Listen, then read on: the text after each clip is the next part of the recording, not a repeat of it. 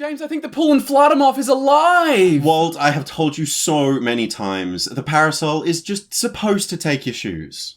Wouldn't need to do that if we just kept the yawns crossing. Sorry, what was that? You better not be whinging about the yawns crossing again. I don't know, James. I just feel like this is too much furniture for the two of us. There's a shoe rack and an umbrella stand and 4 futons, and I still don't know what the Ludenvig is for. That's it. I'm out of here. I've had enough of this. Hey! Why do you have the IKEA catalogue in your back pocket? You're going back to IKEA, aren't you? Can I come, please? Of course you can, you scoundrel.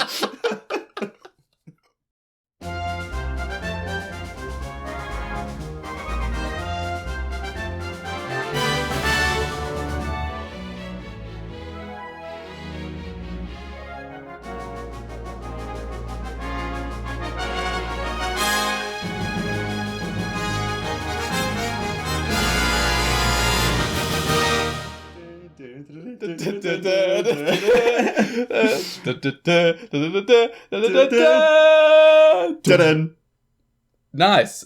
We don't need the score anymore. Me and James can sing the whole thing perfectly, pitch perfect.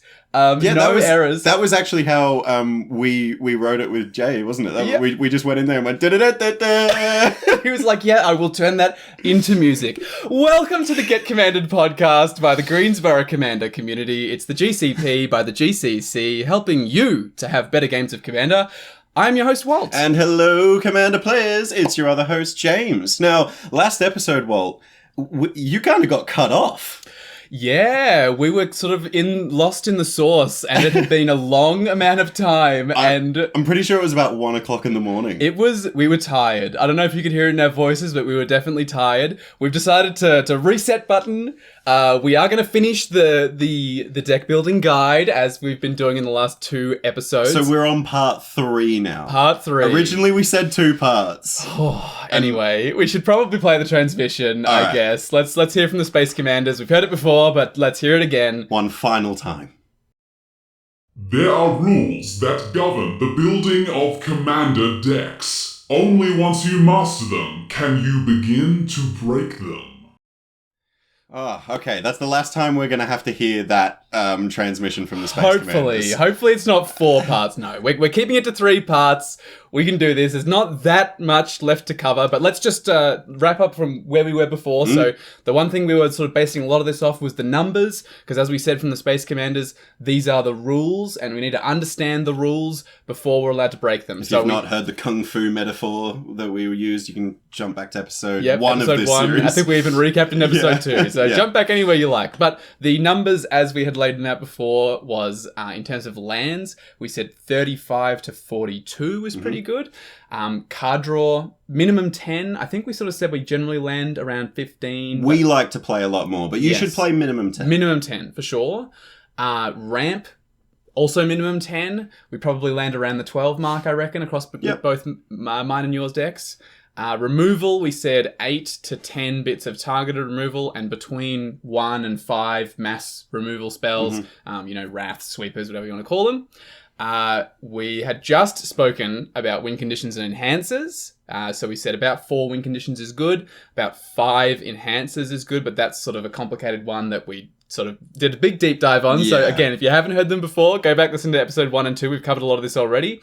Protection we spoke about, and this is one we said a lot of people had not spoken about this previously, we felt. If you've already watched a bunch of like deck building guides on YouTube or listened to other podcasts, this is one that through our research, we didn't hear a lot of people talk about. So we're the pioneers on protection. Yeah, I guess so. Anyway, we said 5 to 10 bits of protection is probably what you're going to want, but that's literally what we just spoke about. So if you want to know more about that, go back to episode 2. That's the way to go. So what have we covered of that so far? We've covered ramp, we've covered card draw. And we did that a lot in detail in the first part of this series. Ramp and card draw are our 2 biggest importances in Commander deck building, so we talked about it a lot. Yes, episode 1's the way to go for those. Last episode, we spoke about protection, as we said. We also covered win conditions and enhancers. So What's left? Well, we've got a few little weird ones here and there, like tutors, some deck building resources that we like, our tips on playtesting decks, which is something... Which is probably the most fun of deck building, right? Yeah, has to be. But most importantly, mine and James's favourite, lands! Woo! Lands! We love lands so much! Strap in, everybody. It's going to be a deep dive. If you're not familiar with the running gag of the Get Commanded podcast, one episode we released, it was The Order, right? The Order, yeah. You can go back. I think it's episode 8 or something like that. Yeah, it's a great episode. We talk about sequencing and the order that you should do things. But we thought talking about the order of lands and how you play them and how you tap them and all that is very important. And we spoke about that for 40 minutes. Of like a 1 hour long episode. Yeah, so everything else we spoke about in that episode was inconsequential compared to lands, evidently. We should rename it just the order of your lands. So now, not only do we get to talk about the order of lands, but we need to talk about what lands we're putting in our decks. Yes. And again, the number that we're starting with when we're looking at lands in our commander decks is between 35 and 42. Yeah. There's a little formula that I think you're familiar with as well. A good friend of ours uses it, David. Shout out to David. But incredible CDH player, but also a very fun casual commander player when he busts out his casual decks. It's true. But I think he's taken this from somewhere else. I think this is from EDHREC or something. I'm not sure exactly where he got it from. But there's a little formula you can use. It's a sort of quick formula for working out how many lands you should play. So you start with the number 30. You add the number of colours in your commander's colour identity. So 2, because I'm playing red and blue. Gotcha. Yes, okay. 32. Following along, 32. Mm-hmm. You add the mana value of the commander of your deck. Okay, so mine's a 6 mana commander, so add 6, so I'm at 38. Great. And then you subtract the number of fast mana pieces. So we covered fast mana in the ramp section of episode 1. So that is mana sources that make more mana than you spent to get them or cast them or whatever. So Mana Crypt, Soul Ring, these are examples. So, and because in my Brutal Cloud deck I only run 1, which is Soul Ring, I take 1 away from 38 and get 37. Which sounds pretty reasonable, to be honest. That's like sort of... A lot of people just say start at 37, right? When they say like how many lands you should run. I guess it's worth... I really like this formula for one. I do. I mean, we just like that example of Brutal Cloud. That's basically what I think I run 1 extra. I think I actually run 38 lands. Yeah. But I think one of them is a bit more of a utility based land and I never tap it for mana. So it's probably about right. Well, there you go. Yeah. I think looking at my decks, this probably shakes up pretty well as well. Like I've got a Sisei Shrines deck, which is 5 colors. So that would be 30 plus the number of colors is 5. So 35. Mana value of 3 is 38. And there's no fast mana in that deck. So that would be 38. Yeah. I think I actually run more like about 40, but it's because it's really important in that deck that you have 5 colors specifically. You need all 5. Important. And you run all snows as well. Yeah, all snow jewels. So it's a bit slow, so you need a few more lands to make sure you're hitting every land drop for sure. Well, I think in regards to land drops and hitting every land drop, I want to do a little bit of a callback to part 1 of this series when you referenced Sam Black and his take on mana acceleration and ramp. Just before we go in the deep dive of lands, do you want to just remind everyone what that Twitter thread was? For sure. So Sam Black basically was talking about mana rocks specifically, and kind of dropped this bomb that, to be honest, kind of shook up MTG Twitter and specifically Commander Twitter for probably a good 3 days after he said it, which is that he didn't say mana rocks are bad. Which I'm really thankful he didn't. But a lot of people sort of misconstrued it and thought he said that. He said that mana rocks are a trap. Specifically a trap for new players, and he said that people in general are over-prioritizing mana rocks and under-prioritizing hitting land drops and making meaningful plays on early turns of the game. So he basically had this big long thread. You can go and read it. He actually recently, probably not recently by the time this episode comes out, released a video. Goes for about 55 minutes. I haven't watched it myself, I'm not going to lie. But he basically was like, well, I probably need to articulate my thoughts more clearly. Breaks it down a little bit better than the Twitter thread. But he recommends running few to no mana rocks and about 45 lands in his deck. 45? 45. It's a lot more than the numbers we were just spouting. Yes, it's true. But look, he put his money where his mouth is. He released his deck lists for his sort of 3 or 4 commander decks he plays a lot. And he doesn't run any dorks in them, any rocks. He just plays really high impact, low mana value spells. So like Nested Shambler was a card that appeared in his That's deck. the one when it dies, you make squirrels equal to its power. Yeah. So that's a 1-drop, right? So, I mean, look, there's not a lot of ramp spells that cost 1 besides Soul Ring, but, you know, like, I think his argument was that there are other ways of going about, like, building your mana curve, and rather than prioritize ramp pieces and casting high impact large spells, you can instead kind of build a deck where you focus on hitting land drops and sort of cast a spell that meaningfully impacts the board every single turn, including the early turns. I guess that makes sense. After we released the episode on ramp, I actually ended up having a chat to a few of the people that we play with quite regularly. Yeah. And someone in our community really pointed out that, like, how annoying is it when you need a clutch draw and you draw an Arcane Signet? Yeah. It's so much better in that instance to draw something that's relevant or at least going to give you some value over the rest of the game. So now if you take out all these like little ramp pieces, which, you know, if you're in a landfall deck, of course, drawing a Cultivate actually is value on a board with landfall. However, if you draw a mana rock, unless you're in an artifact deck that uses it in some way, it's not a value piece and it's not going to get you anywhere in the game. So yeah, it's an interesting topic. We might want to do a deep dive into this later on. I'm itching to get into the lands though. Do you want to talk about lands? For sure. I guess I will just, before we wrap up on the Sand Black thing, just say this is an example of someone who has mastered the rules, so gets to break them. Yeah. So I don't think you should, in general, especially if you're new, take this as your golden ticket to now go and run off and never play a ramp or rock ever again. I'm saying, like, keep everything we say in the context of... This is a professional, like an absolute top-tier professional. And he can play it differently. So, you know, when you know the rules, you can break them, and you can break them in really significant ways if you're Sam Black, who has won Pro Tours before. But our rule is 35 to 42 lands. Yes. Now, well... We have been so well behaved for the last 2 parts of this episode, this series, because we haven't mentioned one of our favorite card types between us.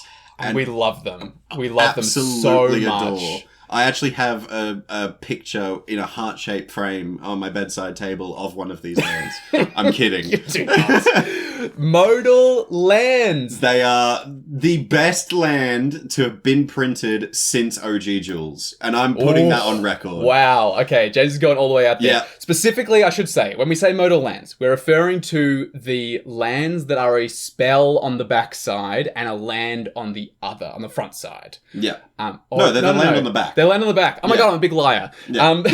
They're a spell on the front face, so when it's in your deck, the face of the card is the card. Yes. However, when it's in your hand and you choose to play it, you can actually choose to cast it for its face, which is a spell. It could be a creature, it could be an instant, sorcery, whatever. Yep. But on the back side, it is a land. Now, usually they're all of them are single colored at this stage, I think. There's no dual. No, there isn't. There's the lands that are the Kaldheim lands that are pathway, so they're a land on both sides. But yes, the ones we're talking about are from Zendikar Rising. Yes. And they're all, a single color land on the back. That usually enter taps. Yes, and they're the same. The land will be the same color as the spell on the front. Correct. So importantly for Commander color identity, if you're looking, it'll be obvious because the spell that you're looking at if it's a will white be the spell, color. It's got a white land on the back. Yeah, exactly right. Yeah. We love them. We love them so much. They are basically auto-includes. They let us sort of get that number closer to 37, 38 without taking out key spells because a lot of these just fill the slots we've already talked about. Yeah, something that you mentioned a couple of episodes ago when we were counting ramp or card draw pieces, if it's kind of like kind of it, but not quite, you count it as like 0.5. Yeah. So these can count as like a 0.5 of a land drop, right? For sure, yeah. And I think I generally do this when I'm building my decks, is I will kind of go like, if I'm aiming for around the 37 mark, which is usually what I'm going for because most of my decks are 2 color and the commander's about 4. So you sort of end up with that formula about at that level. I sort of end up, by the time I put in 3 or 4 of these modal spell lands, I end up around like the 38, 39 mark. Which is totally acceptable. Yeah, each of those is like a half. So I'm kind of at 37. Yeah. Now, one of my favorite things about these lands is there's a trap. If Mana Rocks are Sam Black's trap, the real trap in Mana for a lot of Magic players when they start out is when they're building decks and they get a card that upgrades one, they go, I'll just take out a basic land to put this in. Yes. Now, this is fine if you do it once. If you do it twice, it's pretty bad. If you do it 3 times, it's really bad. And if you do it 5 times, you're playing my Scarab God deck from a few years ago. But it is such a trap to be like, oh, just remove a basic land and put this spell in, because what's one land gonna do? But cumulatively, if you do that 4 or 5 times, you are making a substantial difference in your deck. If you don't run any of these modal lands currently in your decks, literally just take out a basic land for them. Yep. You can do it for definitely 2 or 3 basics, and you will hardly notice because they're just so good. So let's run through the categories of stuff we've already covered in terms of how we're building our deck and modal lands that will fit in it. So if we're talking card draw, there's not a lot that explicitly just draw you cards, but if we sort of talk about card advantage, which we talked about in the card draw episode, Valakut Awakening. Oh, it's like a red self semi-wheel. It's 3 in a red for an instant... 2 in a red, I think. 2 in a red for an instant speed spell. Yeah. And it says you may put any number of cards from your hand onto the bottom of your library. Yep. And then you draw that many cards plus 1. Yes. So you'll always, because Valakut is a card that you're casting, it basically, the draw that many cards plus 1 means you will end up with the same number of cards in your hand as you had before you cast Valakut Awakening. Which is great. Good. If you've got a hand with 5 lands in it, and you've got, you hit your 10th land drop, you don't need any more lands, you can cast Valakut Awakening, put 5 lands on the bottom, draw 6 new cards. It is so good. That's power. This one's sort of sitting around the $5 or $6 mark because it's obviously quite strong. It's getting better. It's getting more relevant. Wheeling through your deck and getting to those instant speed win cons or combos. Yeah. And there's certain decks as well that want to be drawing cards, wheel decks. If you're playing Nekusar. If you've got a Psychosis Crawler on field. Yeah, exactly right. That's going to be amazing for sure. Yeah. Salundi Vision. This also only sort of replaces itself. I think it's 2 and a blue for an instant. You look at the top 5. You can reveal a non-creature spell. It might be instant or sorcery spell. It might be instant or sorcery spell. You can reveal an instant or sorcery spell. Put it into your hand. Again, so you just dig a little bit, find an answer. And it's getting a card that you didn't have in your hand before. And it's a land on the backside. So good. We can't speak highly of them enough. My God, they're so good. In early game, and also one of the things that I forgot to mention at the top of this section was, if you see an opening hand and you just see a bunch of spells, but 2 of them are modal dual face cards. You've got 2 lands in your opener. You've got 2 lands in your opening hand, and you're just looking at a hand with straight gas. It's just feels so much better. It does for sure. But on the same run of card advantage and card selection, card recursion also exists. Regrowth? Yeah, the card regrowth. 1 and a green, return a card from your graveyard to your hand, yep. Baldurged Recovery is a modal dual-faced land that does the exact same thing for 1 extra generic mana. So this is kind of the rate that most of these spells have been balanced at, is that they cost about 1 mana more than the effect would normally cast. So they're overcosted for what they do because the advantage of having a land on the back is so good. So yeah, in this case, it's literally exact. 1 extra generic mana. Just costs 1 more.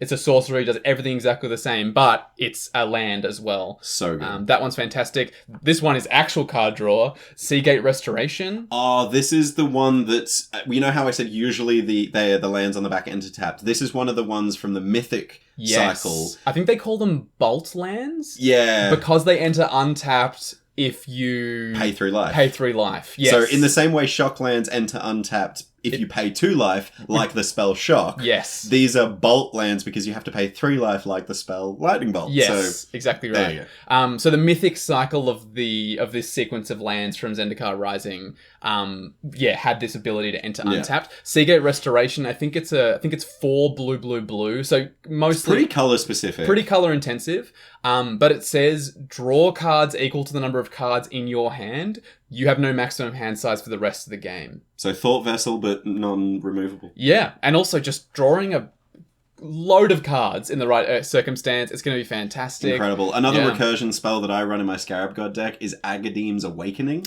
Yeah, this is also a Bolt land, right? This is the black one. Yeah. It's X and black. Yes. And then obviously a Bolt black land on the backside. Yeah. But it reads something, I can't remember it word for word, but it reads something along the lines of return X target creatures with different mana values, or permanent cards, or cards from your graveyard to your hand. Creature cards? They come to the battlefield. Ooh. I think it's recursion return up to X target creature cards from your graveyard to the battlefield with different mana values. All right. And mana values X or less. So Let's just read the card. All right, first. I found the card. I've actually Let's read got it. that. We were right on the mana cost. It is X black. It's a sorcery. Yes. And it reads: return from your graveyard to the battlefield. So you were right there. Any number of target creature cards that have different converted mana cost X or less. Right. So basically, the way this shakes up.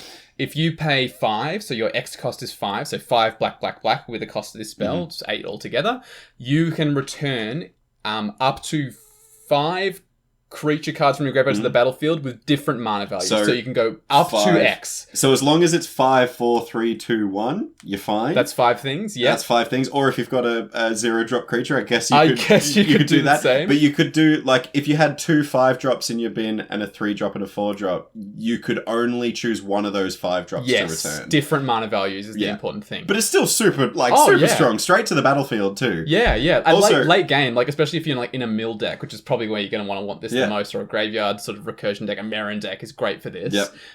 You're going to have each of those mana values. So you'll probably be able to go, it might cost more, maybe you go 7 black, but that might be getting back your Sheoldred and your Gary and your Plague Crafter and your Sakura Tribe Elder. That's just going to get so much value. But at its lowest, with X spells, I always think what the absolute floor would be. Yeah. For 1 black, you return a creature card from graveyard to battlefield.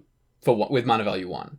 Oh, yes, that's so true. Good point. Yeah, it is excellent. Sam Black could bring back his nested Shambler. There you go. Value on turn 6. I want to know what Sam Black's specific thoughts are on this land. So those are all fantastic for sort of card advantage, card selection, that kind of thing. And we had to try so hard not to reference these cards when we were talking about card draw and card advantage. Yes. Because we wanted to save them for this land section. Because they're so important. They deserve their own discussion. And look, I hope nobody listened to the last 2 episodes and was like, my God, James and Walt are the worst deck builders. They didn't talk about the best cards in our format, the modal lands.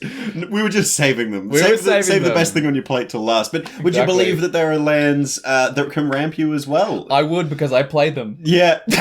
My favorite one is Tangled Florahedron. I think it's just a mana dork. It's 1 and a green for an elemental that taps for a green mana. Yeah, so again, we're slightly overcosted. Generally, most mana dorks we play in Commander cost a green. Yep. For something that taps for a green. Llanowar Elves, Elvish Mystic, Findhorn Elfen, the German version of Findhorn Elves. For those that don't speak German. Yeah. Findhorn Elves, anyway, is slightly overcosted, costed by 1, but it's a mana dork that is a land on the back. They're so good. It's incredible. It's also probably one of the cutest arts. It's so cute. It's adorable. It's very, very cute. Google Tangled Florahedron. Please do. There's a bunch of these that'll do removal, which we've already talked about. Hagra Mauling is basically murder. The card murder, 1 black.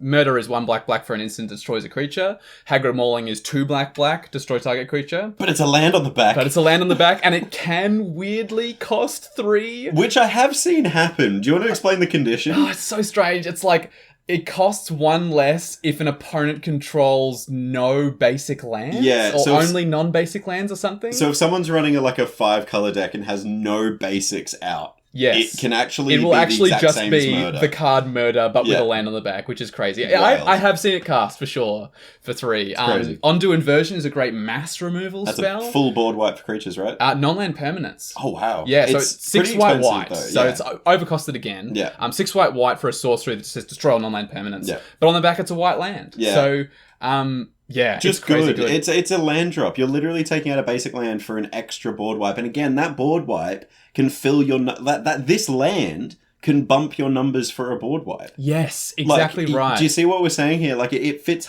a category in 2 ways. It's a land drop and it's also a board wipe. It's incredible. One of my favorite cards in all of Magic history is Fling, which is 1 and a red for an instant spell that you sacrifice a creature as an additional cost, and you deal damage equal to that creature's power to any target. Yes, great fun. I think it's legal in a bunch of formats because it's just such a good card. No one feels bad about it. It's so fun. And you're just yeeting a huge thing plant at somebody. Yeah. So Kazul's Fury is the modal dual-faced land that does exactly that. It's 2 and a red for the exact same effect, but it's a land on the back. It's so good. Kabira Takedown, similar kind of thing. 1 and a white. It's an instant that says just deals damage to target creature equals the number of creatures you control. So that's more in a go-wide strategy. Yeah, token decks love this for sure. I've got one in my Reese the Redeem deck, and it's been really, really strong for me. In the Mythic cycle, we have Shatterskull Smashing. That was a really relevant standard card. I can believe that. Yeah, it's super just like relevant. really good removal. I think it's X red red. It might be X red red red. I think it's triple red. Yeah. And oh god, testing me now. It does damage equal to the amount you put into red, but it doubles at a certain point. I think it's over 6 or more. Yeah, Let me get it up it's here. among any number of targets as well. So you can do 5 red red and you can deal 3 to something and 2 to something else. Yeah. And then if you pay a certain amount, it's twice as much. Is that You right? were bang on with the mana cost as well. I was wrong. It's X red red for a sorcery this time, so not instant speed. Gotcha. But it reads Shatterskull Smashing deals X damage divided as you choose up to 2 target creatures and or planeswalkers. Hits planeswalkers too. If X is 6 or more, it deals twice X damage divided amongst those targets you choose. Yeah. So if you pump 8 mana into this, you're dealing 12 damage to 2 things. Yeah. That's huge. so good. So good. You can just basically remove 2 things on the table and on a red. And this is a bolt land on the back. So can be an untapped red source. Really, really strong. In terms of protection, we love our protection. We talked about it before. Maliki Rebirth. This one, sadly, has begun to become out of reach for my budget. People are really starting to realize People are realizing how good it is. This just says, effectively on it, you can protect your commander for a single black. Yeah. So this one, I think the reason it's so good is I don't think it's overcosted. So you pay a black mana. It's an instant. It says choose target creature. One black mana. Just one. Just one black mana. Yeah. Choose target creature. When that creature dies this turn... choose target creature. You lose 2 life. When that creature dies this turn, instead return it to the battlefield tapped under its owner's control. So it's so good. So someone goes to remove your commander. You're like, cool, I pay a black mana and 2 life. My commander doesn't die anymore. It's really, really strong. I highly recommend this one. This is a tapped black land on the back. But it's just creeping up in price though. It's like $4 or $5 now. I managed to just collect a ton of these when too. Zendikar Rising was around. So I've got a bunch and I'm so glad I did that. Because it goes in any black deck. I do think as well, even though the prices on these are going up, they will just keep going up until they reprint them. So, 1,000%. The best time to get them is now. I'm breaking my budget ways to recommend that you buy some cards, but more. They're really, really strong. Sejiri Shelter is basically the equivalent for white. It's 1 and a white for an instant. Target creature you control gains protection from the color of your choice until end of turn. I could also give it unblockable in some situations. Yeah, That's pretty cool. I do run it in my Tygam deck for that reason. That's pretty cool. It can cool. kind of give him pseudo unblockable. And again, it's mostly going to eat a removal spell from an opponent. Amaria's Call is the white mythic one, which is kind of semi-protection. I think it's 4 white. It basically, when you cast it... Might be white. Might be. Either way, when you cast it, you create 2 4/4 angels for flying, which is pretty sweet. Great. But then all non-angel token or on non-angel creatures you control gain indestructible till end of turn. Yeah. So this one is a bit more of a cost to hold it up, but it also makes 2 tokens. So worst case scenario, you just have nothing else to do. You got an empty hand. Cool. I make 2 4/4s. You're not going to feel bad about that at all. And again, it's a sorcery speed spell. You were right. It is 4/4. It is 4 white. Cool. And they gain indestructible until your next turn. Oh, wow. Yeah, I did. That's super relevant, that's even actually. Better. That's huge. So you could prep for a board wipe, really. You could. You can sort of say, you could stick the finger guns up and go... Don't you board wipe. Come at me. Yeah, no, for sure. In terms of win cons... Glasspool Mimic is a really good one. This is 2 and a blue for a shapeshifter rogue, I think it is. Doesn't have changeling though. Does not have changeling. When it enters the battlefield as a copy of any creature you control, I think. But it's basically on rate for most clone effects. Most clone effects cost 3 or 4 mana.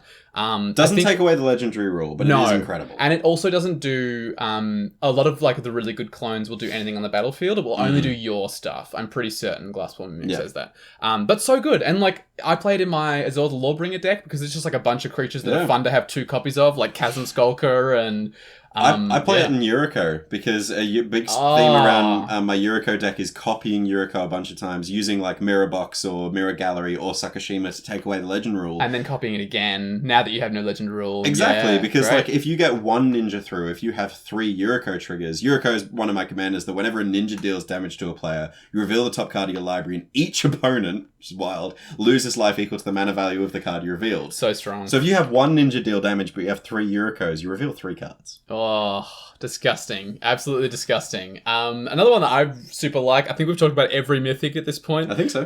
Turn Timber Symbiosis. And there's the last one. There's the last one. I think it's 4 green. Pretty certain on that one. It's sorcery speed. You reveal the top 10? 7? I think it's 7. 7 sounds right. You reveal a bunch of cards from the top of your library, and you can just put a creature card from among them onto the battlefield. If its mana value is 3 or less, I think it enters with 3+1 counters on it or something like that. But the important thing is it's 7 mana, get any creature from your thing. So if you're playing a big stompy deck where you have a bunch of creatures that you want to cheat out for any cost, play this card. And the back is the Bolt land, so it's going to be so strong. I was right on this one at top 7. Top 7. You were right about the 3 CMC or less because it enters with 3 additional counters because I run this in my Ayula Queen Among Bears deck. Because it synergizes with that plus 1 counters. Yeah, cool. Yeah. It's also like green, so you're never going to feel bad about it. Yeah, and you're going to dig and you're guaranteed going to hit a creature. Guaranteed. 100%. Yeah. So I hope you're getting the impression that like so many of these cards are so good. We've basically covered most of the ones that are really playable. Yeah. You can go a little bit further and they start to get pretty bad. There's ones like that blue instant where creatures your opponents control get -2, -0 until end of turn. There's also a counter spell that says counter target non-creature spell unless its controller pays 1, which is okay to play in 60 card formats. Not so good in Commander. In Commander, people have got mana on mana, so it's not a good counter spell. Not so good. But yeah, definitely pretty much every single one of those is almost an auto include in a deck that you're going to make. Yeah. So,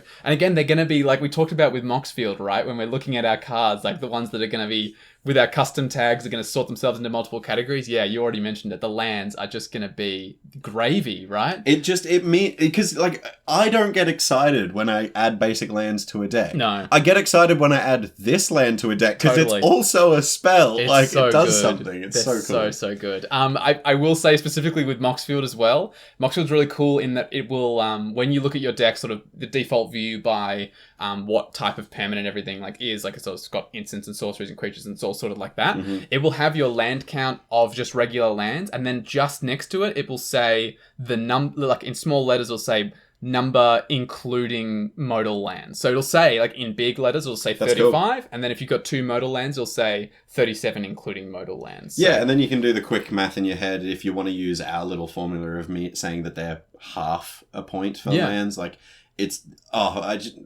can we talk about these for a whole nother half hour? Is that okay?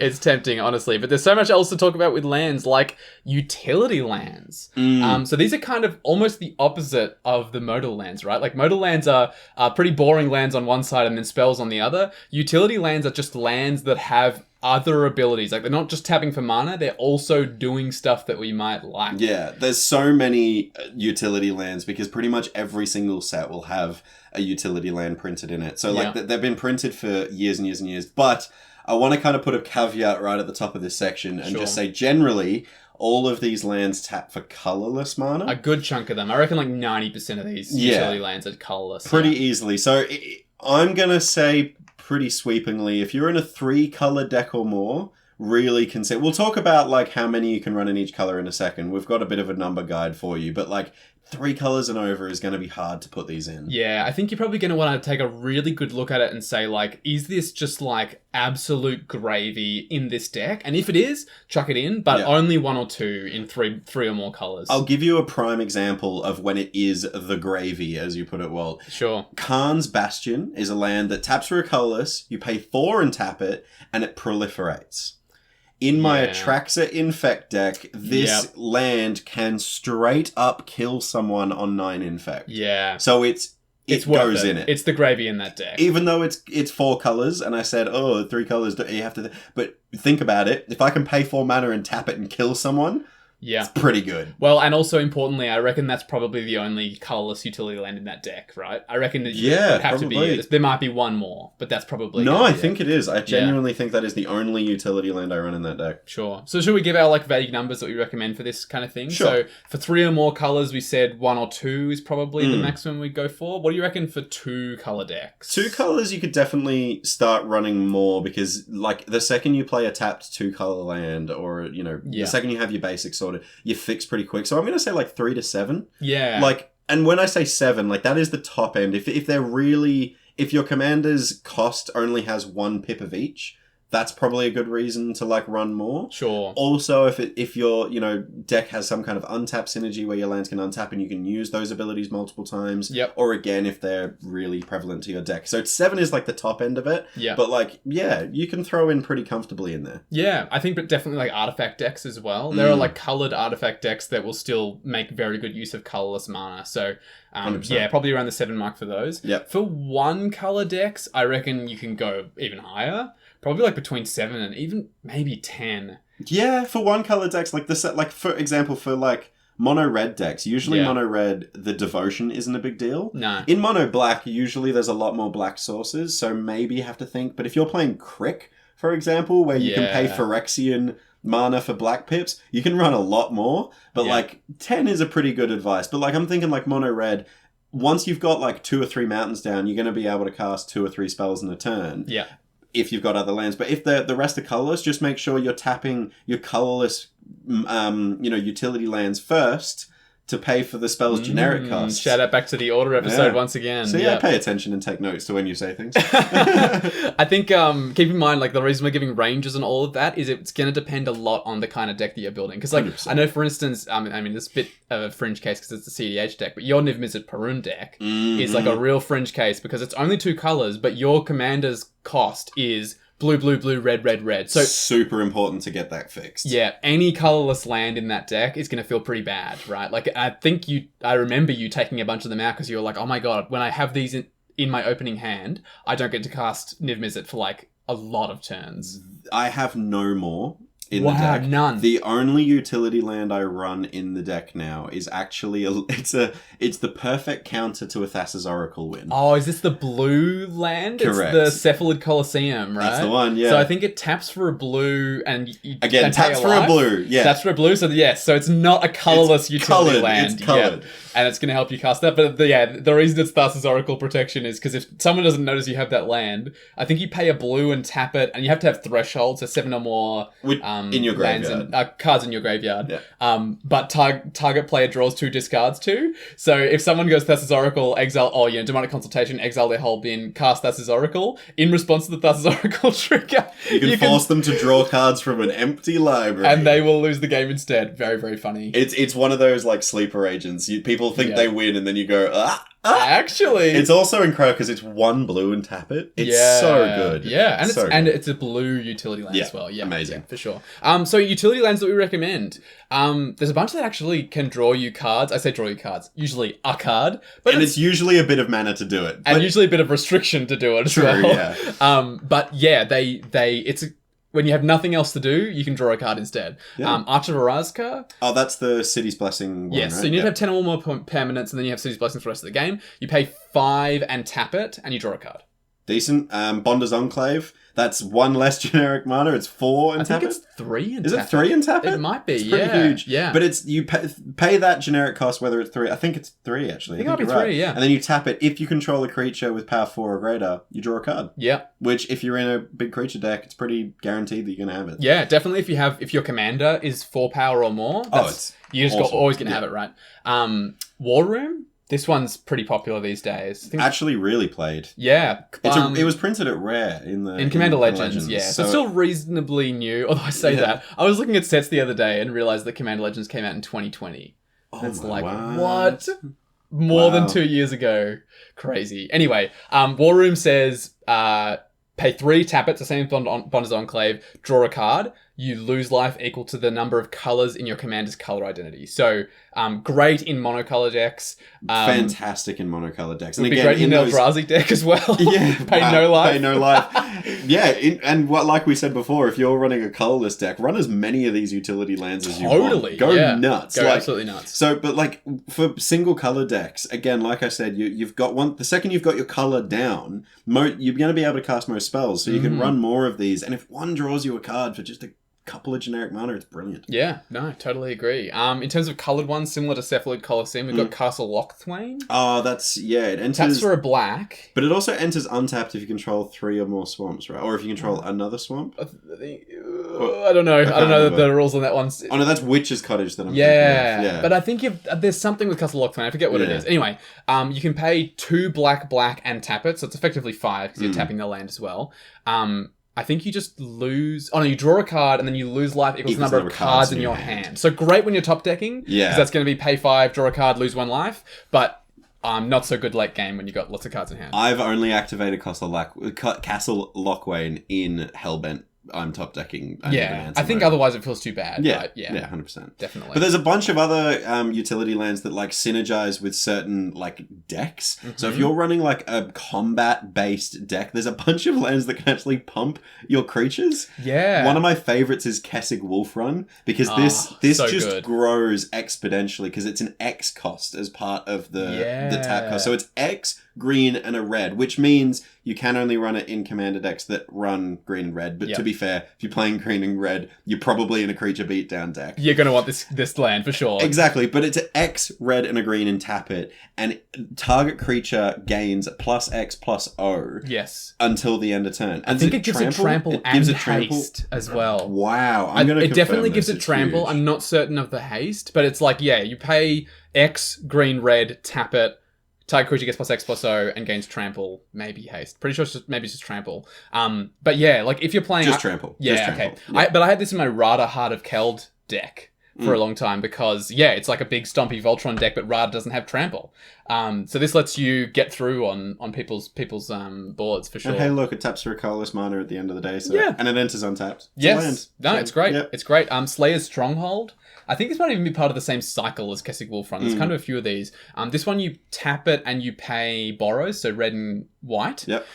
Target creature gets...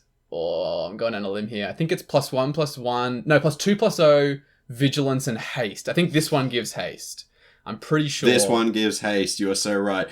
Pay Boros and tap it. Target creature gets +2/+0 and gains vigilance and haste. I said vigilance and haste. Nailed it. You nailed it. Well done. This one's fantastic in my I'm blanking. Seguin deck. Oh, that's deck. So good. Just giving haste is on a land is really, really strong. Highly recommend. Another one I ran in that same deck actually is Sunhome, Fortress of the Legion. I don't know if I'm going to be able to remember this one. I've got it up in front of me. You do? We'll do the test. Give it a go. It's a colorless land, so it taps for colorless. Yep. Or you can pay 2 red, white, and tap it. Correct. Target creature gets +2/+2. No, +1/+1. No. You're stretching. Do you want me to tell you? I don't know. It gains double strike until end of turn. Oh, that's so good. Even better. Nice. And like again, if you're running like this in a Boros like equipment Voltron deck like Seguin, giving double strike ends games. Oh usually. Yeah, like, it's so strong. Yeah, can't go wrong. Well, another deck strategy, Graveyard Recursion. Yeah. We've already spoken about like the modal dual face lands that do this, but the utility lands, Academy Ruins and Buried Ruins are just molto buene in artifact decks. Yep. Academy Ruins is a legendary land. Yes. First, it's a little bit more expensive, but and it's also color restrictive because this one requires blue. Yeah, it's 1 and a blue. It taps for colors, but 1 and a blue and tap it, and you can return a target artifact from your graveyard to top a library. Yes. Now this combos with a card. I'll throw it out there so you can be evil and go and do bad things to your friends, like James does. But if you run a card called Mindslaver, which is a huge artifact, it's 6 mana to cast. Pay 4, tap and sack it, but you gain control of target player's next turn. Oh, it's pretty brutal. It's so yucky. So yucky. The downside of this card is that you have to sacrifice it because you can't use it over and over again. Oh, Academy Ruins, you don't have to. No. So, no. It's like Mindslaver. You have to sacrifice it as part of the cost. Yes, you do. Yes. But you're right. With Academy Ruins, you can just return it to the top of your library, draw it next turn, and do that whole thing over again. So you can basically... It's called a Mindslaver lock, and Academy Ruins is half of that combo. Another cheaper one that I'm pretty sure is printed at like uncommon. That's very cheap. Super cheap. Buried Ruin. You pay 2 generic mana and tap and sacrifice it. Yep. And you can return a target artifact from your graveyard to your hand. Yeah, straight to hand. Pretty good. Really, really handy. And in most artifact decks as well, because you're happy to use colorless mana, Buried Ruin's going to feel fine because it's a colorless land. So like, it doesn't feel like a restriction at all.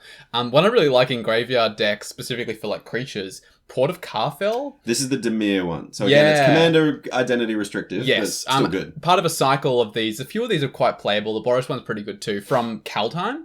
So it taps for blue. It enters tapped. You can pay 3 black, blue, and tap it and sacrifice it. So very expensive, like 7 altogether because you're tapping the land too. Yeah. But you mill 5, and then you can return a creature card from your graveyard to the battlefield. So straight to the battlefield. Yeah, just like so straight good. up reanimate something in Dimir. Great in my Arami deck for sure. Brings out that consuming aberration. Oh again. yeah, absolutely. There's a couple of lands that kind of work as enhancers, I would say. They probably fill that slot that we talked about in the last episode. Emergence Zone and Alchemist Refuge. Both of these give you the ability to cast spells at flash speed until end of turn. Basically similar to the Academy of Ruins versus Buried Ruin thing. Yes, one of these sacrifices, which is Emergence Zone, but which is the colorless one. Alchemist Refuge does require you to be in green and blue, but you can do it every turn, or once every turn cycle. Which is still pretty and again, it's a little bit color restrictive, but it's a huge. If your deck cares about flashing things out, or it's going to make your deck so much better and harder to interact with, these can be huge enhancers in your deck. Absolutely. So a couple more deck types. Let's blast through them. Combat enhancers. Maze of Ith is an incredible. Now this is a bit of a weird one because Maze of Ith doesn't actually tap for mana. No. So you have to really think about this as not a land. Not a land. Because it's not producing your mana, but it does tap and remove a target attacking creature from combat and remove all damage from it. Yes. Really, really, really strong. Great to protect your life total, like if something big is coming at you, but also great in decks where you care about attacking and don't want things to die. My Tygam deck, I splurged a bit and got a Maze of Ith because it's just amazing. It lets Tygam see that he has in fact attacked, so you get to rebound spells, but he doesn't have to be blocked or go anywhere. He comes straight back, which is great. It's awesome. A couple of more of these that are great for combat: Rogue's Passage and Access Tunnel. Yeah, both basically make a creature unblockable. Access Tunnel's a bit more restrictive in terms of the power of the creature that is you're doing it to, but I think it's 3 or less. Yeah, but I imagine you play both of these in your Yuriko deck. I play both of them. All my ninjas are 3 or less. Give a couple. I think like Inkai's is 4, but like both of these give Yuriko unblockable, and if I've only got Yuriko down, she's a ninja herself. Gives you something to do. Yep, means and it's going to be strong. Yeah, it's huge. For sure. A couple ramp you. So in like if you're big mana decks, Castle Garenbrig technically ramps you for creatures. Yeah. It's a bit of a weird one. It's a green land that enters tap, so it taps for a green, which is cool. Mm-hmm. But you can pay 4 green, so 6 mana total. 4 green and tap it, so it's like paying 5. But it produces 6 green. Yeah. So only for creature spells, so it's a little bit restrictive in that way, but it is a land that has effectively produced you one more.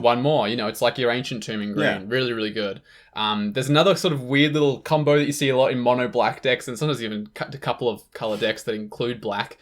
Cabal Stronghold or Cabal Coffers, especially in conjunction with Urborg Tomb of Yawgmoth. Yeah. Only works with Stronghold, I think, because Coffers cares about basics. No, you've got it the other way around. Cabal Coffers is all swamps. Yes. And Cabal Stronghold is basic swamps. But if you play Urborg Tomb of Yawgmoth, all of your lands are swamps. Sure. So Cabal Coffers in that situation reads every single swamp. Yes. Which is huge. And then when you pay 2 and tap Cabal Coffers, produces black equal to the number of swamps you control. Yep. It just absolutely blows you up in terms of mana production. For sure. Huge. Even if you're playing mono black, Stronghold is totally playable as well. Because you're going to have the swamps where it's going to make more mana than you spent to do it. There's a land that tutors Inventor's Fair.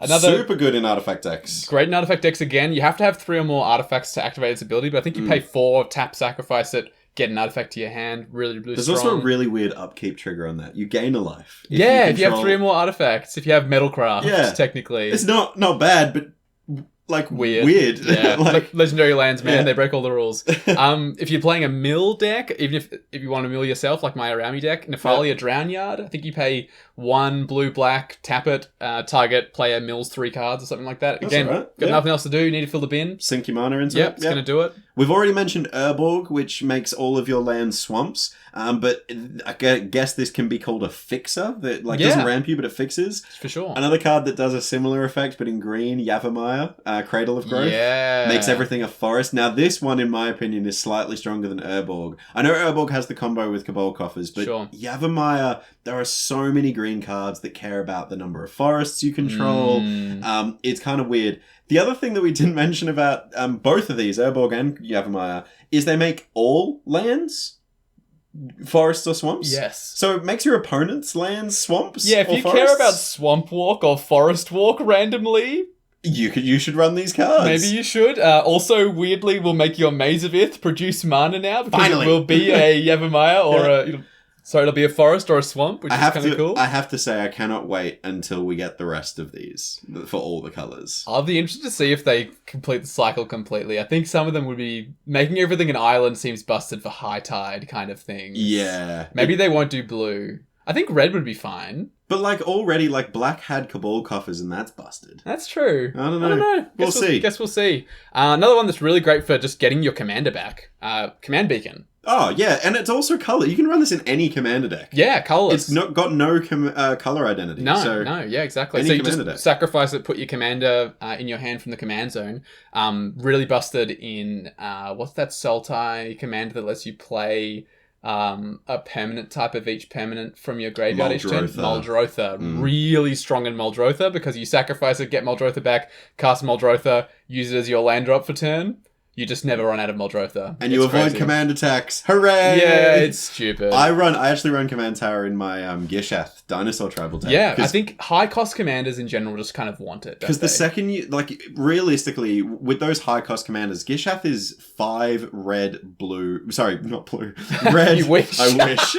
There's got to be some good blue dinosaurs somewhere. Oh my god. Might have to jump on a Scryfall to check that. You'll have but to. It's 5 red, green, and white. So it's Naya. And that's a huge cost spell. It's 8 mana. Yeah. If Gishath gets removed, which to be honest, after a round of combat with Gishath and I put 5 free dinosaurs onto the battlefield, people remove it. As they should. As they should. So I want to make sure that I can recast it, and if it's getting 4 command attacks on it, it's not going to be possible. Yep. No, definitely. Well, that would probably be your one utility land, your colorless utility land in that 3-color deck, right? Because it's just, you just need it. Yeah, totally. So what about the rest of the lands? Let's say you've included all these fantastic ones that we've recommended. What should we be looking at in terms of how we're rounding out the rest of them? Well, I think you need to think about which colors you have more of in your deck. Which Moxfield does. Moxfield will tell you this.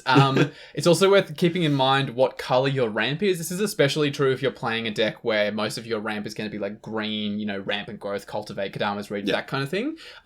You actually are probably going to want slightly more green sources in your lands because the green sources let you get your other colors, but not the other way around, right? Yeah. So if you're playing a green and red deck, if you have a whole bunch of red lands, you can't cast your ramp to get green because you can't cast it. But if you have a bunch of green lands, you can play Rampant Growth and get a mountain, and now you're fixed. And you get your red. So it's always going to be better to have more green in a deck like that. So that's something to keep in mind. I guess some other things that you have to consider when you're building out your mana base in total, not just your lands, because lands is the biggest part of it. But obviously, have a think of what colors your rocks and dorks produce. Yeah. I'll give you a good example for this one. My Elf Ball deck, my Abomination of Llanowar deck, it's a black and green deck, so Golgari. Yep. Now, a lot of 1-drop green elves produce green. Yes. So in my brain, I was like, obviously a lot of my ramp in the early game is green, so I need to run more green lands to line up with what you're saying. Sure. However,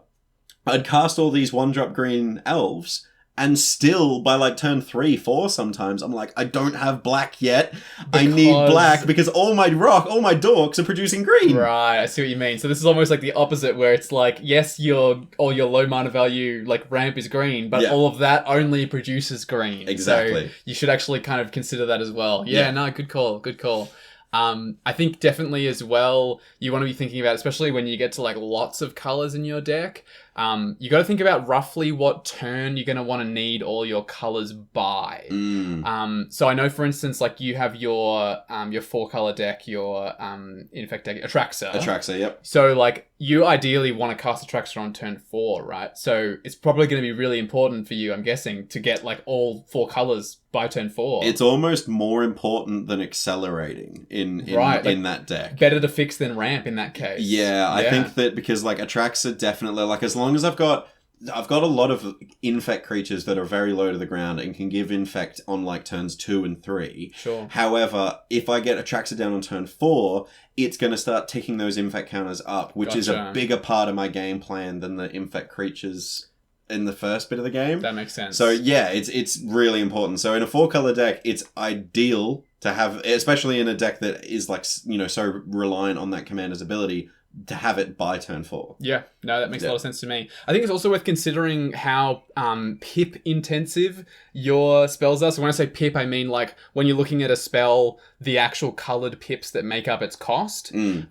Think about how intensive some of your spells may be, because there are some spells out there these days that have like 4 pips in them. So like Invoke Despair is 1 black, black, black, black. So 4 black pips. So you need 4 black sources to even cast that spell. So when you're building your mana base, you know, if you've got a lot of these spells, you need to think, oh, I need the black mana producers. So instead of including, like, again, we're jumping back and forth between land and ramp here, but if you're thinking about including a Thran Dynamo, but you've got a lot of black pips in your deck, Thran Dynamo is only producing colorless, so it doesn't pay for those costs. Yeah, for sure. Bit tricky. There's a bunch of other spells out there that are really pip intensive, like Mass Manipulation and Natural Growth. So basically, if you see any of these in your curve, I think definitely consider how many lands you're going to have to cast them and when you're going to want to cast them. And also, definitely, if you're starting to move beyond like 2 colors, seriously consider that you may not be able to cast them like at a reasonable time, so it might be worth just cutting them instead. Well, I found a lot of these, like, you know, Mass Manipulation was like a card that I used to love playing in pretty much anything, but I now... It's remaining in one deck, which is my Hydra deck, which is the Zaxara deck. Sure, which really cares about the X spells. Yeah, and Mass Manipulations is a huge X cost, which you then gain control of X target creatures. Yeah. Big spell, and I keep it in Zaxara, and there was a bunch of other spells that I took out that had too many color in Texas, because Zaxara is Sultai, so black, green, and blue. Yep. So I only have this left, and the only reason I run it is because every time I ramp, I have that in mind that this is a game win con. So every time I cast those green ramp spells, I check, have I got 4 blue sources on my battlefield if I draw this card? Yeah, that's almost like, that's really high knowledge of your deck at that point, for sure. Well, look, I think we sort of described how we're going to be picking our lands. Do you want to talk about just our favorite lands? Yeah, I have an idea for this as well. Sure. Have you seen those memes where they like tier like TV shows or movies or characters? Oh, like a tier list, like S and then A and B and okay. Do you want to just do like a tier list for our favorite lands? Oh yeah. Because I've got all right. Done. All right. Start at S tier. S tier. Okay, so absolute best lands in Commander. S tier is the highest. Yeah, good as you can get them. You'd have to put the OG dual lands in there. They're expensive for a reason. Yes, they're crazy good. Neither of me or James owns them, but I think we can still comfortably say they belong in S because they're that good. Interestingly, just before this podcast started recording, I said I'm pretty close to buying an OG dual land from one of my CDH decks. Yeah. So which is a big step because they're very expensive because they're very strong. To explain why they're really strong for some listeners that don't get why dual lands are good, because like obviously there are common lands out there that tap for a red and a blue. Yes. But Volcanic Island is $600 to $1,000. Why is it that expensive? The main reason why it's so expensive, there's 2 reasons. Well, scarcity is one. It's a reserve list card, so it's never going to be printed again. But the 2 main reasons mechanically why these cards are so good is 1, they are typed. So Volcanic Island taps for a red and a blue, but it's also a mountain and an island as a card type. Sure. Now these pair with another S tier land, in my opinion, fetch lands. Right? Yes, fetch lands I would definitely put in S as well. So fetch lands you sacrifice them and get a typed land. Yes. Which can get you one of these dual lands, which gets you 2 colors that you need. Yeah. But the other big reason of why these OG dual lands are incredibly broken and really expensive is they don't have an enter the battlefield clause. No. They just enter untapped. So like the sort of most analogous to these lands that we get in a modern context is shock lands, which are the same. So they have types. So like Stomping Ground is a forest and a mountain, so it can be fetched by a fetch land. and it produces both of those colors. But in order to enter untapped, you have to pay 2 life. And shocker, you made that joke and didn't even realize that. That's hilarious. Shock lands also belong in S tier because they are still that good. So yeah, when you start talking about a land that is a shock land with no shock involved, yeah, they're basically the best lands in the format. Arguably, I reckon it's got to be between fetch lands and OG Jewels. Maybe fetch lands are slightly stronger for like shuffle synergies and that kind of thing. Like people do things like they not so much in Commander, but people do like the brainstorm. Draw 3 cards, put 2 cards back on top, and then crack a fetch land, and then you get to like shuffle away 2 cards. That's really strong. It's really cool, and also like fetch lands, in my opinion, would be the price of OG Jewel lands if they ended up on the reserve list. Yeah, I think completely they would. agree. Because like they print them all the time these days, so which is really important for like other formats like Modern and Pioneer and all that kind of stuff. Like, for sure. Are they legal in Pioneer? We're a Commander podcast. We don't care about that. But if you're looking at the absolute best lands you could buy, OG Jewel lands. If you are absolutely ballin', fetch lands again. They're pretty pricey. They sit around like the $30 to $50 range. Around the time that Modern Horizons 2 was printed, you could get some for around the $20 mark, but that's still, for a lot of us, that's a lot of money for 1 card. And they're going to continuously creep up because Modern still relies on them. Most formats they're legal in. It's crazy. Shock lands, but you know what? Another land that I'm going to put in S tier, Command Tower.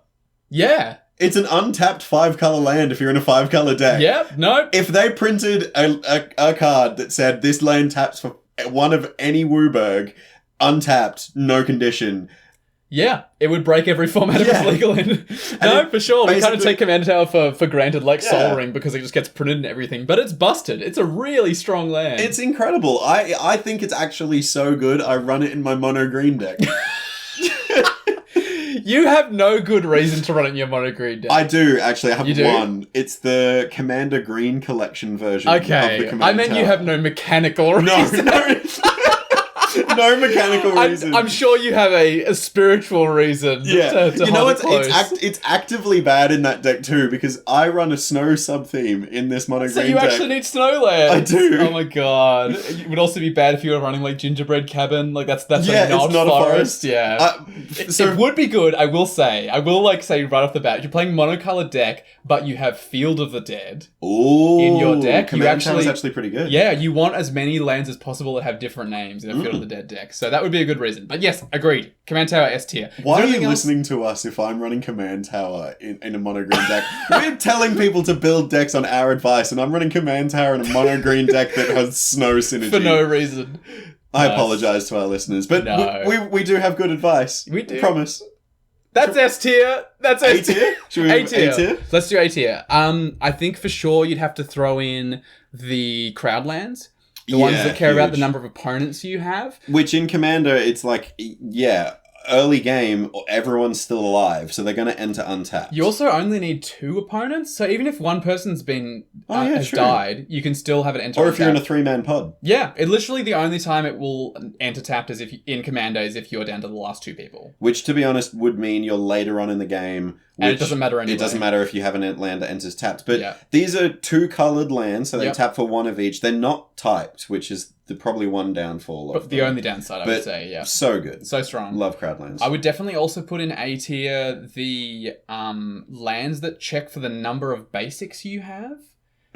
Only in budget decks, because like you have to have a certain number of basics before they're good. But you know the ones I'm talking about, right? Yeah, like, they see 2. Is it 2? Yeah, 2 or more basic lands. They will enter untapped, and they have types as well. So you could fetch it. You can fetch them with your fetch lands if you have them. That's what puts them in A tier for me, is the fact that they're types. Yes, otherwise not so good. Yeah. I'm a really big fan of the pain lands. So these are lands that tap for a colorless or tap for 1 or 2 colors but deal 1 damage to you. Just got reprinted in Dominaria United. Yeah, in the enemy colors.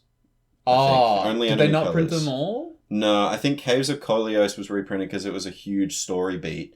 But I'm not sure if they reprinted all of them. Maybe only enemy. Yeah. I think it was only enemy colors. But these are still solid lands. Great cards. If you can get a hold of them, definitely. 1 life in Commander, whoop-de-doo. Yeah, and also they importantly tap for colorless when you don't need them to pay life. So later on in the game, you just tap them for colorless. Amazing. For sure. What else would you put in A, do you reckon?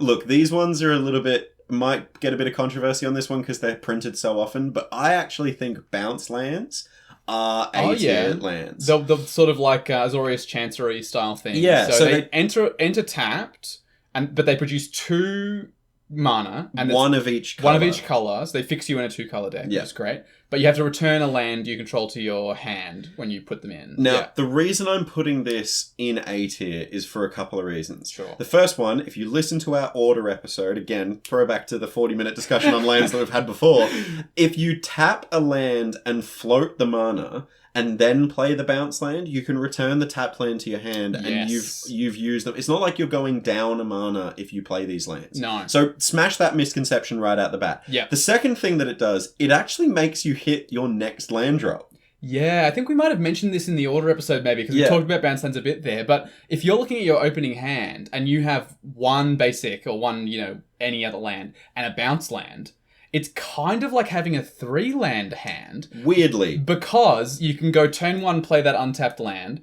Turn 2, play the bounce land. You may have to discard. But on turn 3, you play that first land again. So now you've got 3 mana. Yeah. So you've hit every land drop. Exactly. On turn 3, you've hit a land again. So if you draw no other lands, that's basically a 3-land hand for only having 2 lands in it, which is actually... It's really, really strong, I think. For that reason, I love them. The last reason that I love them is they're Ravnican themed, and the Izzet one is called Izzet Boilerworks, and it's just cool art. They are really cool art. They also got the borderless treatments recently, which are really nice. They are. So you play a playset of them in your Pauper Azorius deck, don't you? Yeah. That looks really cool. They're really, really nice. Really nice. Another thing that I will add to that list of already very large accolades, if you play one of your modal lands tapped early, and then you play a bounce land later, you can get the spell back. If you have your Hagra Mauling and you've played it as Hagra, whatever the hell the back is, you can play your bounce land and get that spell back to your hand. Well, you've done it. You've made you've made modal lands better in my mind than they already were. Wow.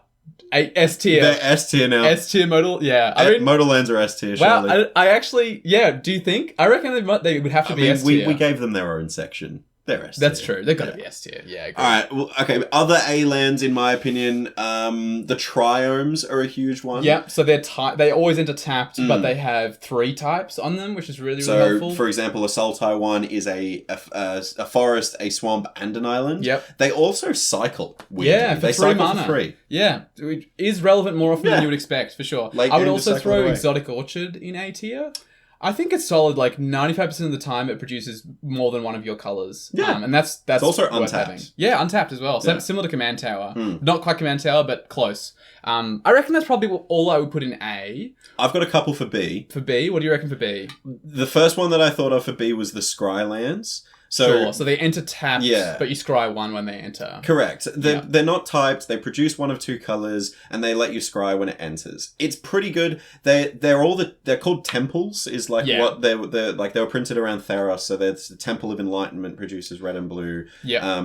All blah blah blah blah blah. Yes. But I think it's pretty good just purely because if you have this in an opening hand. I love playing a Scryland turn 1. It's great. It fixes your next draw. Gives you a lot of control over your destiny, I would say, 100%. in that game. Yeah, no, it makes a big difference. I would also put in B tier, maybe even A. Depends on the deck. The Pathway lands that we spoke about from Kaldheim. In 2-color decks, these are A tier. Yes, I agree. In 2-color decks, down. A tier lands for sure. Otherwise, B. So these are the ones that'll be like they're always produce a single color, but depending on which side you play will produce a different color. So the Golgari one is black on one side and green on the other. Yeah.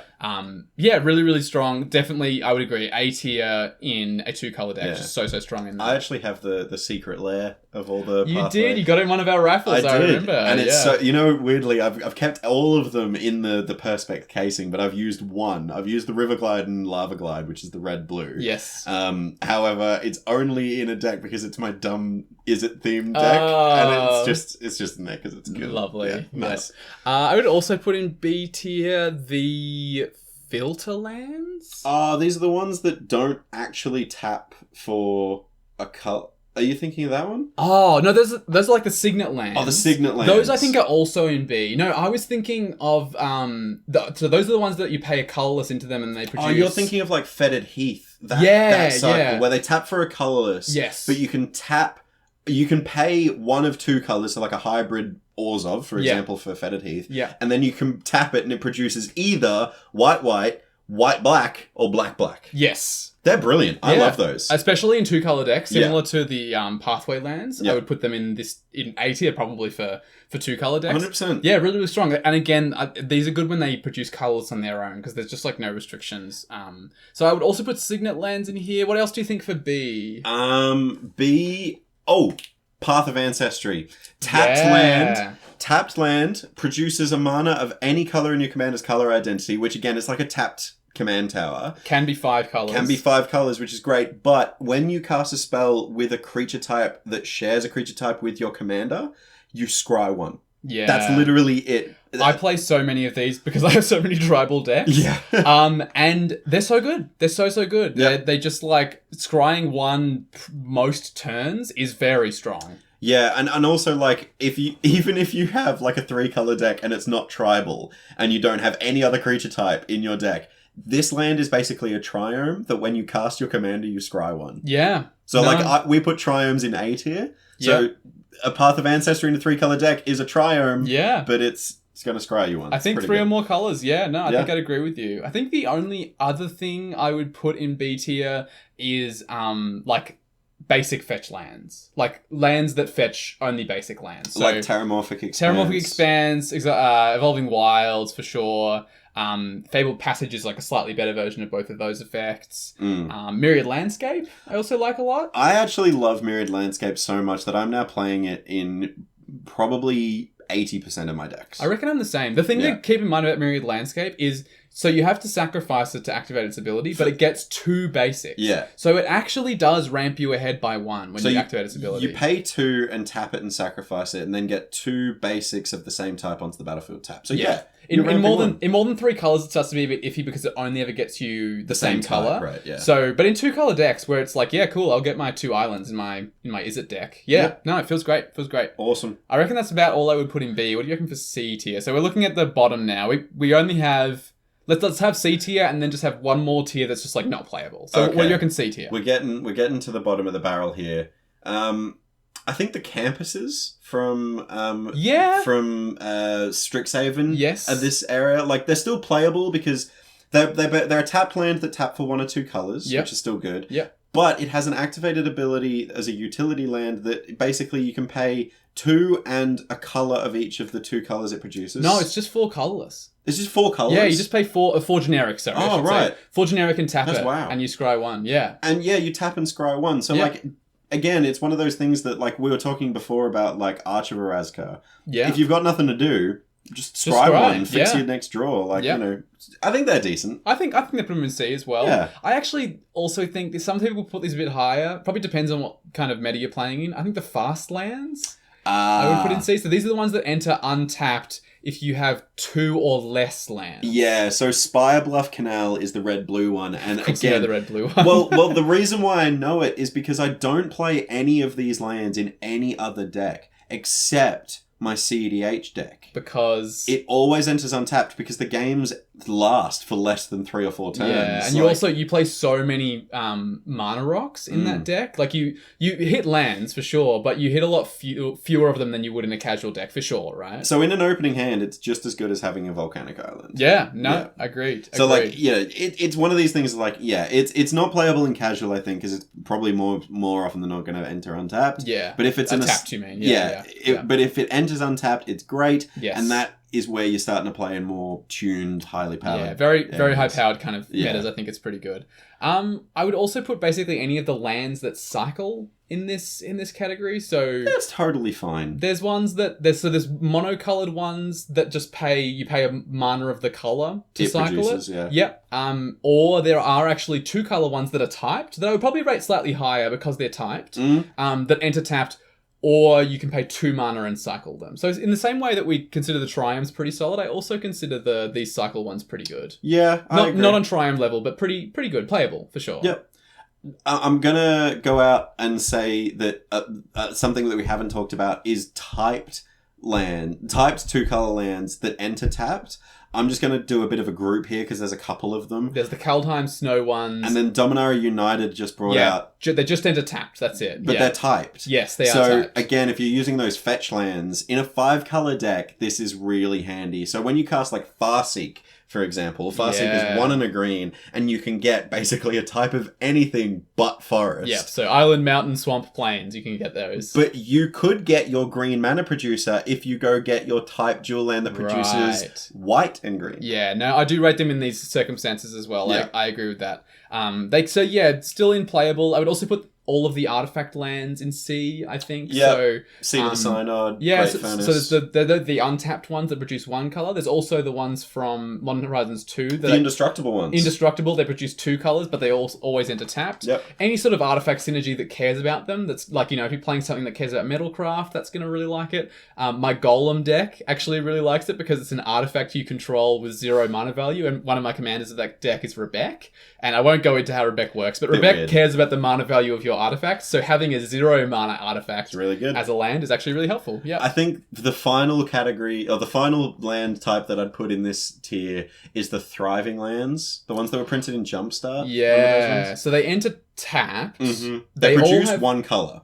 Yes. But you choose another color when they enter the battlefield, and they can also produce that color.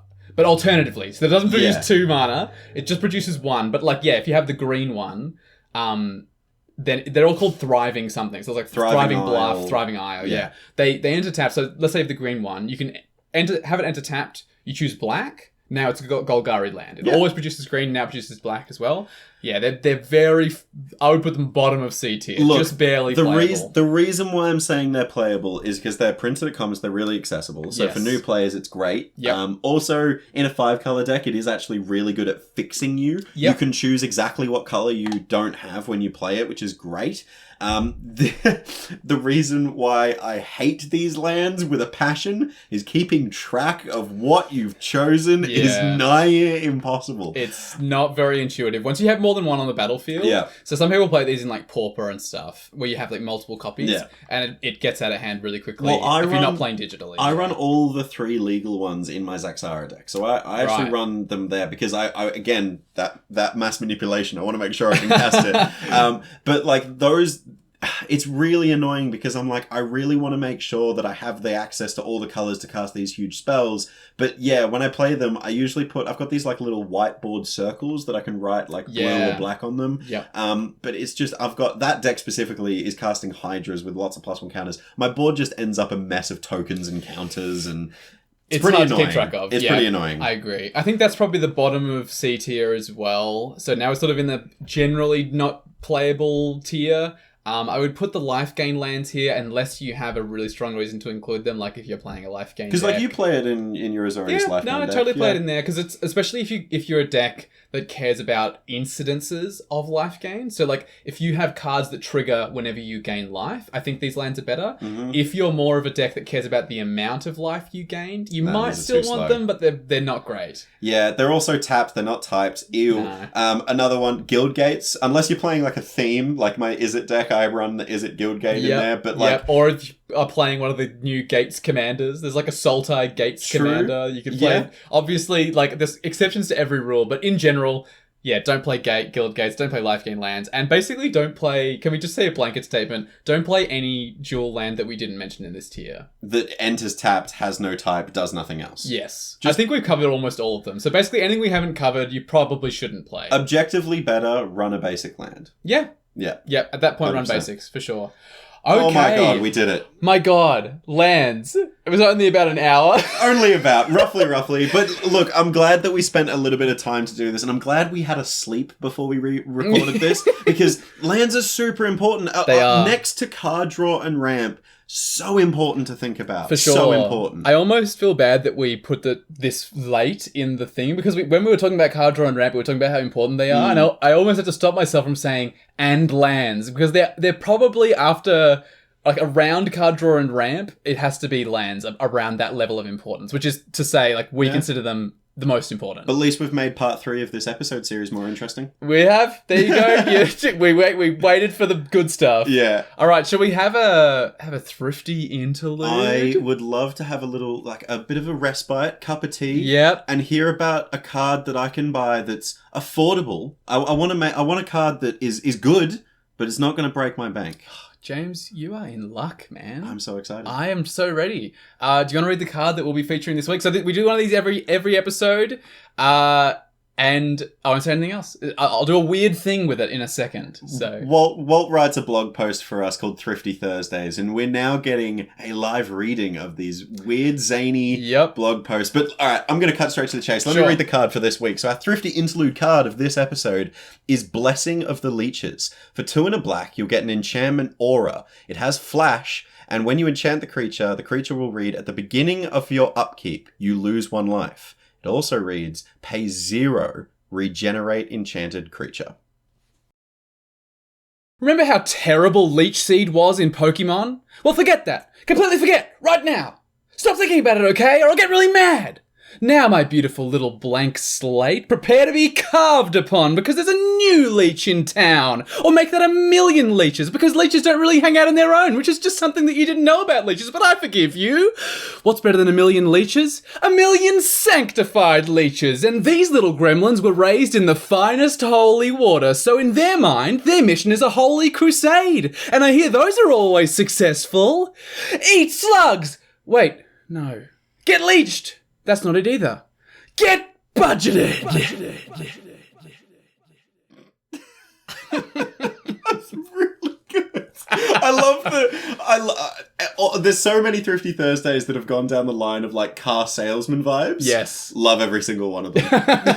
It's probably the default Thrifty Thursdays, especially the early ones, like 80% of them were, I am selling you this thing and you have to stop and listen to me. I can't wait for when they reprint Emrakul a bunch of times and it becomes budget so you can say, so much spaghetti monster can fit in this card. Oh, that'll be the day. Well, look, you can see some of these zany monologues in video form over on TikTok. We are there on G_Commander Community. So check us a follow to see if they come out. And also, haven't really spoken about this before on the podcast, our Discord has a channel where I will be posting one of these every Thursday. Yeah. So I've been doing this for quite some time, but in a closed Facebook group. So those are now available in our Discord. So if you're out there and you haven't read these before, you can join our Discord. It's linked in the show notes, and you can see it there on the Thrifty Thursdays channel. There's also a Get Commanded channel in that Discord. There is where you can talk about the podcast. There's a great discussion of white card draw after we posted the last one. So really controversial opinions being thrown around in there too, which is, I like our Discord channel. It sparks good conversation. I agree. Well, look, back to the deck building. Let's do it. We're on the home stretch now. We are. All right.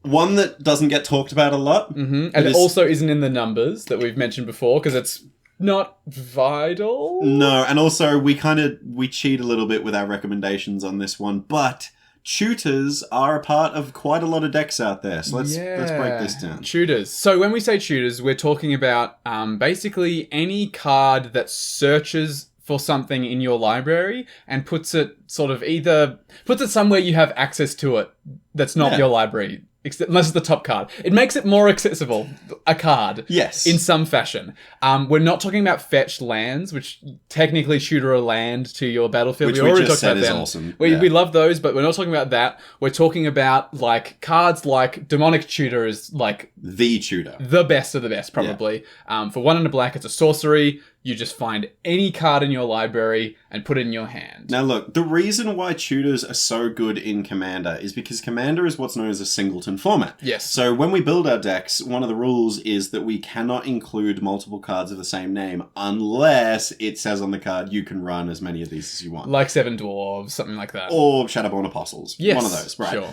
Now, the reason why tutors are so good is because we're only running one of each card of names in our deck. Demonic Tutor, can get us anything we want. Yeah. It can get us the removal that we need at the right time. It can get us our card draw. It can get us our win con. It can get us ramp. It can get anything. You can basically think of a tutor, especially an unconditional tutor, like Demonic Tutor, which gets any card. A lot of black cards do this. Yeah, a lot of black tutors are like that. You can definitely consider those like they're basically an extra copy of every card that you want in your deck. So it's an extra copy of the card you want in your hand at the time. Yes, exactly. So, like, you can think of it as your extra bit of ramp, but it's also your extra bit of card draw and your extra bit of everything because it can get whatever you need. So, what's that going to do to your deck? Well, it is going to strip away that singleton feel that casual commander is typically going for, which is, I think a lot of us enjoy the fact that in Commander we can get wildly different deck experiences depending on which cards we draw. Tutors kind of take out a little bit of that part of the game, but increase the consistency of your deck by a lot. So in CEDH, tutors are literally played probably every turn of the game. You can expect a tutor to be cast, more or less. It's so crucial to have exactly the right sequence of cards, and tutors just allow that to happen. You said consistency, which is a word that I hadn't thought of a lot, but yeah, if your deck wants to do a thing, like use Overwhelming Stampede to trample over people, a tutor gets you that Overwhelming Stampede more consistently than just having to draw through your deck and find it. Yeah. So consistency is a really important word, but overall, consistency means your deck generally gets more powerful too. Yes, it will get a lot more powerful, and especially if you're going to be building something that includes like an infinite combo, including tutors to get those infinite combo pieces is going to make that deck a lot more powerful. Something we talk a lot about our how we recommend you go about a Rule Zero conversation, and our 3 questions are, how does your deck win? How consistently does it do that? How does it stop opponents from winning? How consistently does it do that? That's second question. Tutors are a big part of that question because, my old Kaza deck, it doesn't run... you can go infinite in very specific circumstances, but it used to just run Dual Caster Mage and, Ghostly Flicker. And Ghostly Flicker, which went infinite those 2 cards. However, I also had a couple of ways of tutoring wizards to my hand and a couple of ways of tutoring instants and sorcerers to my hand, and shocker, it means you end up in those infinite circumstances a lot more often than if they were just cards in your deck. And you'll hear people say this in the Rule Zero conversation, right? I'm sure you've heard before, like, I often ask people, is there an infinite in your deck? And they'll go, yeah, but I've got no tutors for it. Because they're sort of telling you, yes, I know that infinite combos are a powerful part of Commander and it's going to make my deck more powerful, but I will have to draw the cards first. So it's going to take me a while. I got to get through 99 cards to do that. It could be the bottom card in my deck. I might never draw it, and that's the thing that could happen. Yeah. And also a little bit of a shout out to another old episode of ours, episode 9, which we talked about disassembling decks. Something that we thought was a pretty reasonable rationale to tear down a deck is because you get bored of it. It plays the same all the time. It does you built it to do the thing, but it does the exact thing every time you play it. And it doesn't do it in any interesting ways. It doesn't surprise you anymore. And tutors are a big reason that consistency goes up. So maybe before you disassemble a deck completely, take out all the tutors and see how the deck runs without them. Yeah, 100%. I mean, I definitely found a few of my early games with my Arami deck. Basically, the only way I would ever win was Grey Merchant of Asphodel. Because when you encore 3 copies of Gary at the same time, they all see each other's devotion. Basically, on an empty board with just Arami and Gary, every one of your opponents takes 21 damage and you gain 63. It's basically insurmountably amazing. And that's on an empty board with just Arami and Gary. You've normally got a couple more things, right? It's a pretty good tempo play. It's pretty incredible.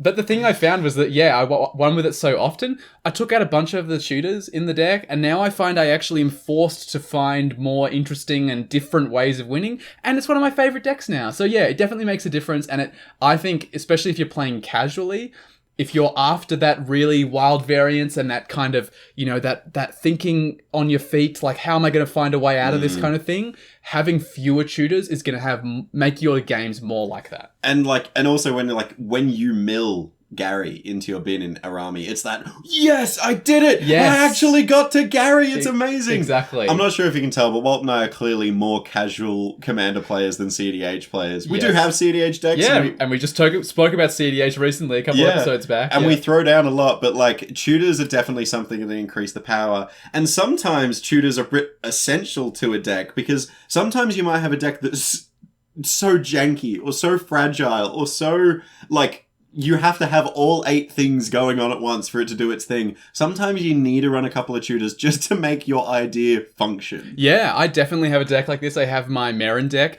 No, it's not what it sounds like. It's not a birthing pod. It's not a birthing pod. That's not the kind of tutors I'm using. The secret commander of my Merrin deck is Gerard Golgari Lichlord, which basically cares about sacrificing my creatures when they have a very high power. But in order to do any of that, I have to have Gerard down. So I have quite a few tutors in the deck because I'm kind of going for something that my commander is not implicitly able to do. Yeah. So I need more ways to get there, or it's going to be straight jank. It'll be right on the bottom of that power level where I kind of want it around the middle. Especially for a Merrin deck. A lot of the time you pull out a Merrin deck and people are like, oh no, this is a wombo combo type of deck. It helps set people at ease if I tell them that Merrin's not my main win con.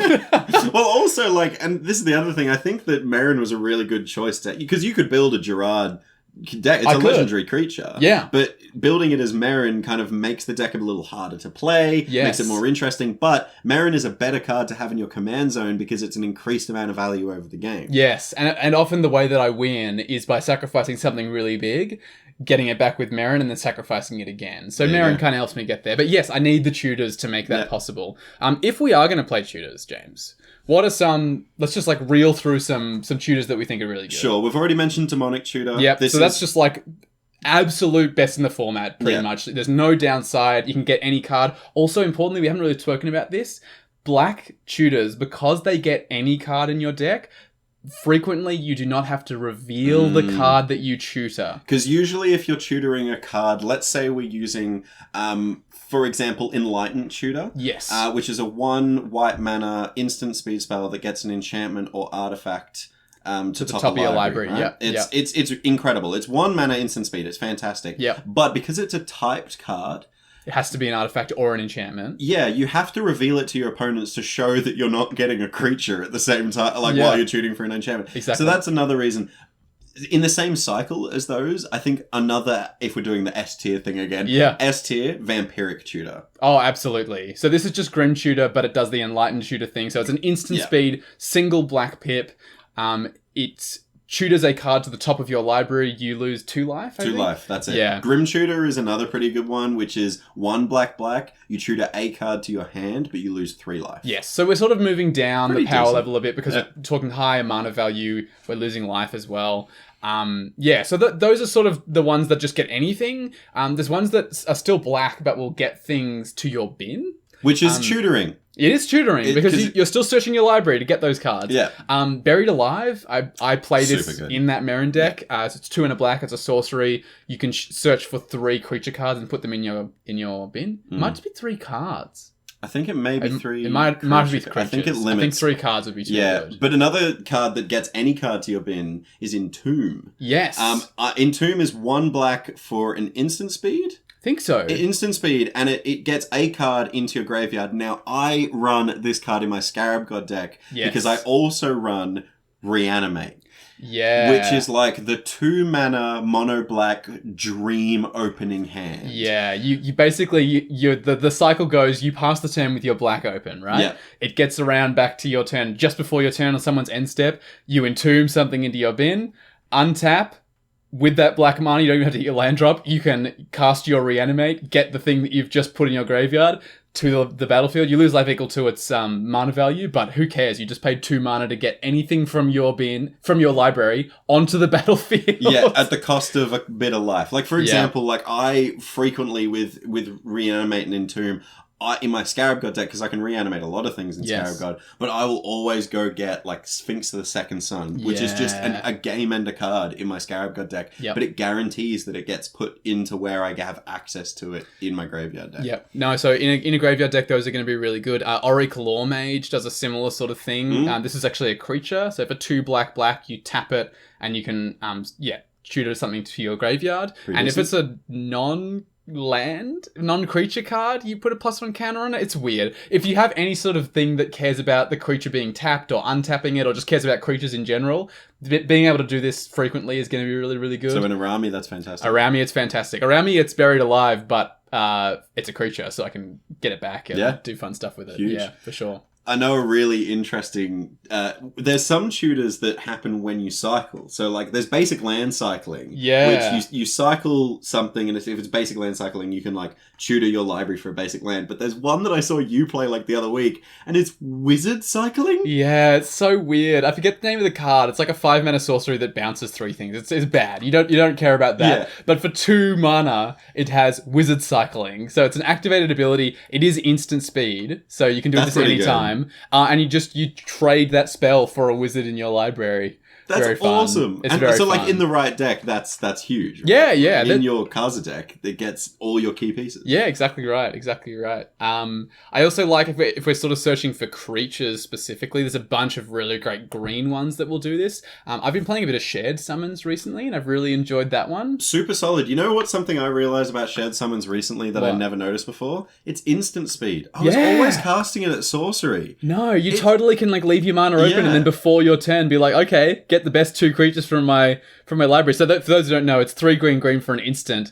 You search for 2 creature cards with different power, I think, or different names. Different names. So in Commander, it's like anything. 2 creatures in your deck, but it goes to hand. So this card is actually a 1 for 2. Yeah.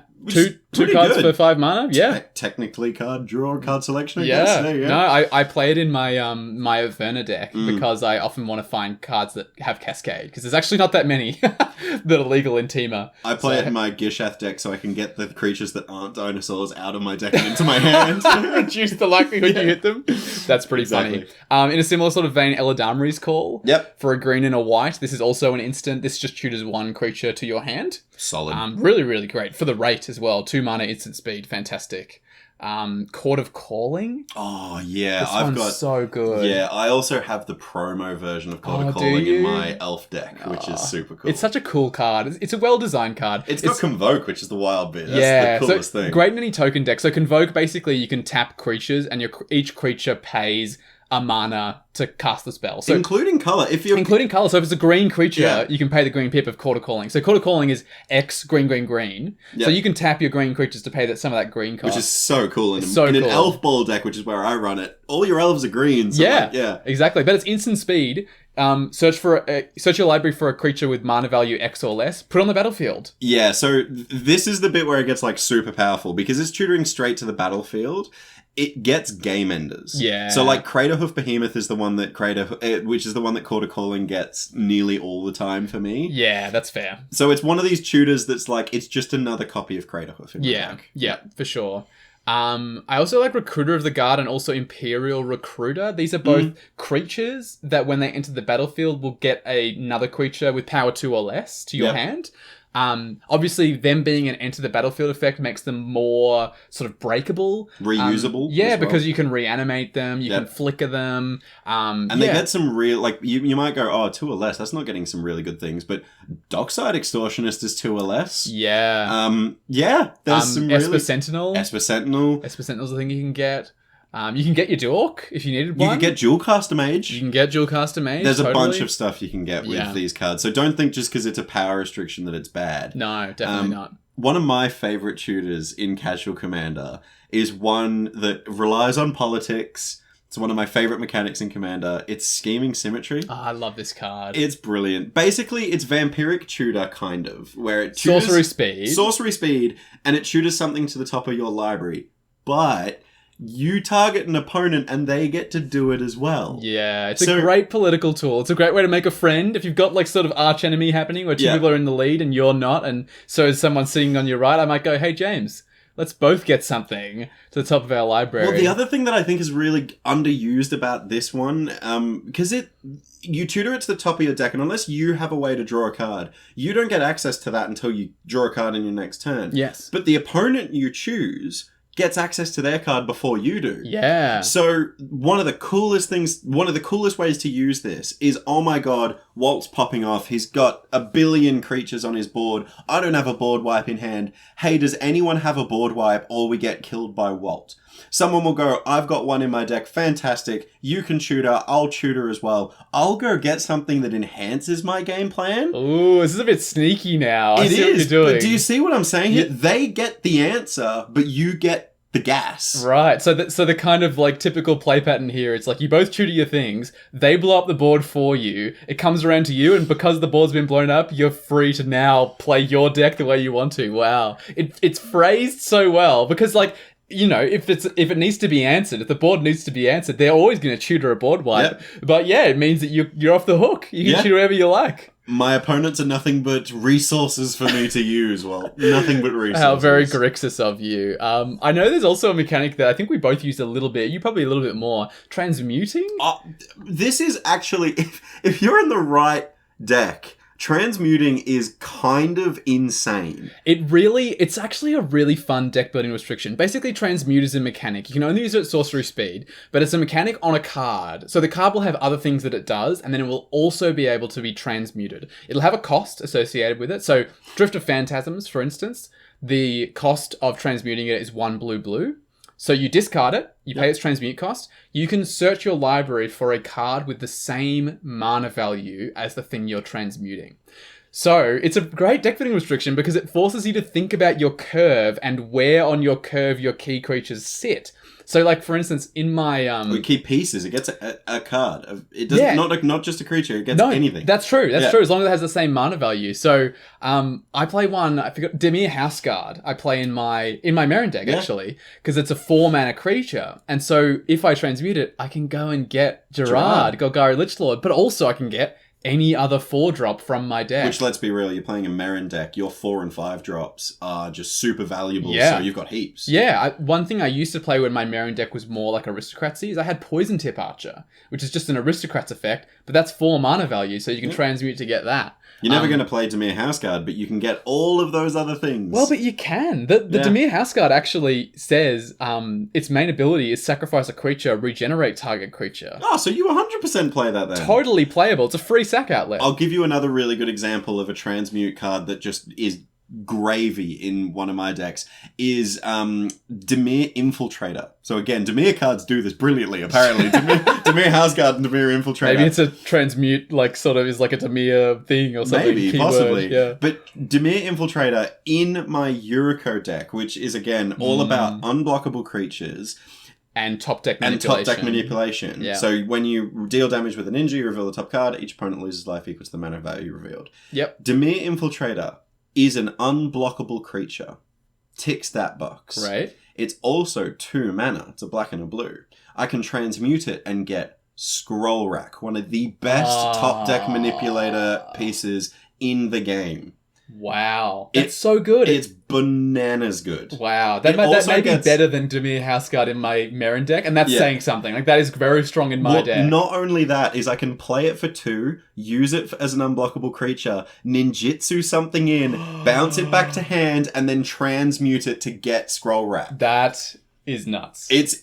Honestly, when I was building EDHREC, I literally did a Scryfall search of, like, unblockable creatures. This creature cannot be blocked. I saw that, and I was like, surely this card is built for EDHREC. That's wild. It's just, like, one of those beautiful coincidences. That's crazy. Yeah. Absolutely crazy. So, look, we've talked a little bit about tutors. It's something we didn't put a number to when we're running through our numbers. Because we're cheating here. Because we don't want to tell you, really. Well, and also, I think it really depends. And you can run 0. You can 100% have no tutors in your deck.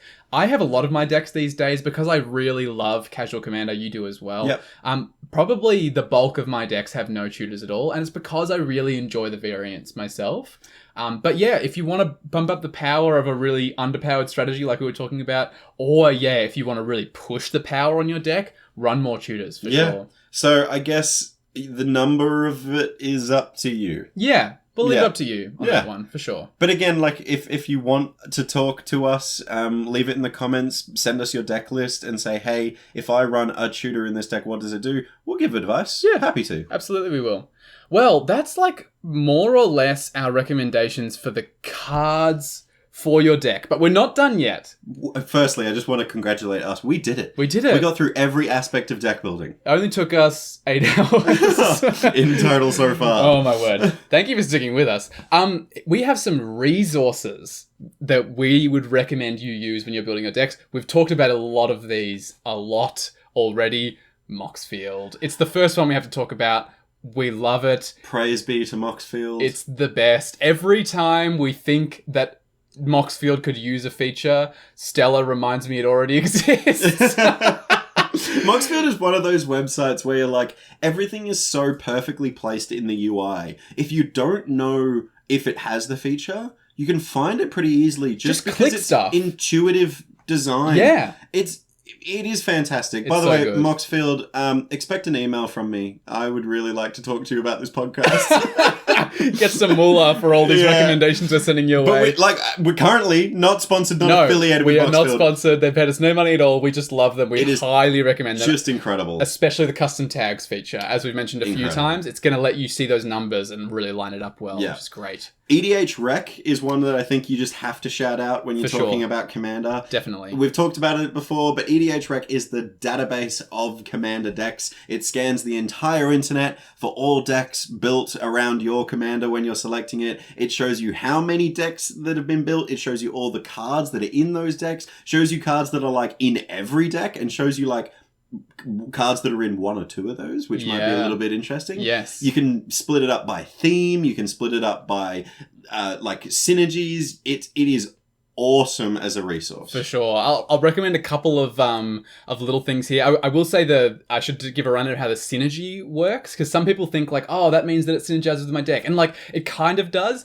The synergy percentage is just telling you how often it is run with that commander relative to how often it is run in the format at large. Oh, so like right. Sol Ring, for instance, will often have a negative synergy with a deck, and you'll be like, oh, does that mean synergy's bad in my deck? No, it just means that Sol Ring appears more often in decks in Commander in general compared to specifically in that deck. So it doesn't mean that card is bad in your deck. It just means that people are running it slightly less than they usually are. But for example, Twiddle in Arami has a high synergy rating for sure. Yeah. Something like Teferi's Veil would be the same, which is whenever a creature you control attacks, it phases out.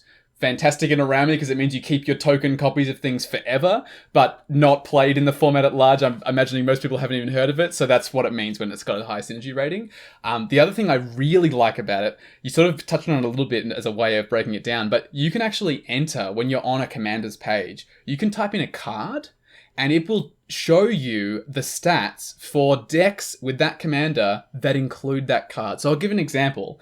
My Azor the Lawbringer deck Azor the Lawbringer is a 6/6 Sphinx with flying, and you can pay, it basically does Sphinx's Revelation, which is you can pay blue, white, and X. You draw X cards, gain X life. Sphinx's Rev on a stick. Yeah, exactly right. So, but the thing is, there's a couple of different ways people will build that deck. So if you go on the EDHREC for Azor the Lawbringer, you'll see a lot of Sphinxes pop up, and I think it's because people use him as the commander of Sphinx tribal decks. Right, yeah. So obviously, I'm not building a Sphinx tribal deck. My deck is more about gaining life and drawing cards and like things that trigger when I do that. So what I did, I went on the Azor the Lawbringer's page, and I put in the little search bar on the right, Chasm Skulker. And what it does is it filters all the decks with Azor the Lawbringer as the commander and shows me only decks where it's Azor the Lawbringer and Chasm Skulker is in the deck.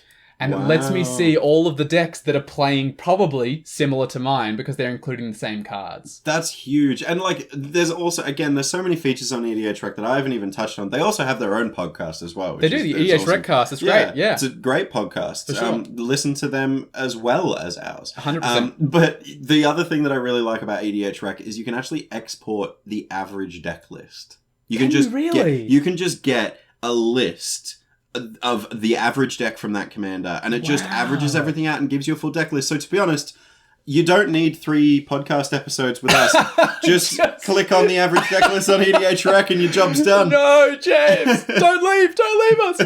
Oh my god. Well, I hope you're realizing when we're both realizing things about EDHREC live, how good the website is. It's that's what's happening. Powerful database. Speaking of powerful websites, Scryfall, the absolute best way to search for cards on the internet. Do not use Gatherer. Please do not use Gatherer. It has the advanced search feature, which is like a very intuitive way of finding cards for your deck. You can put in your commander's color identity. You can filter it out by CMC. You can filter it by price. Mana value. Sorry. Our mistake.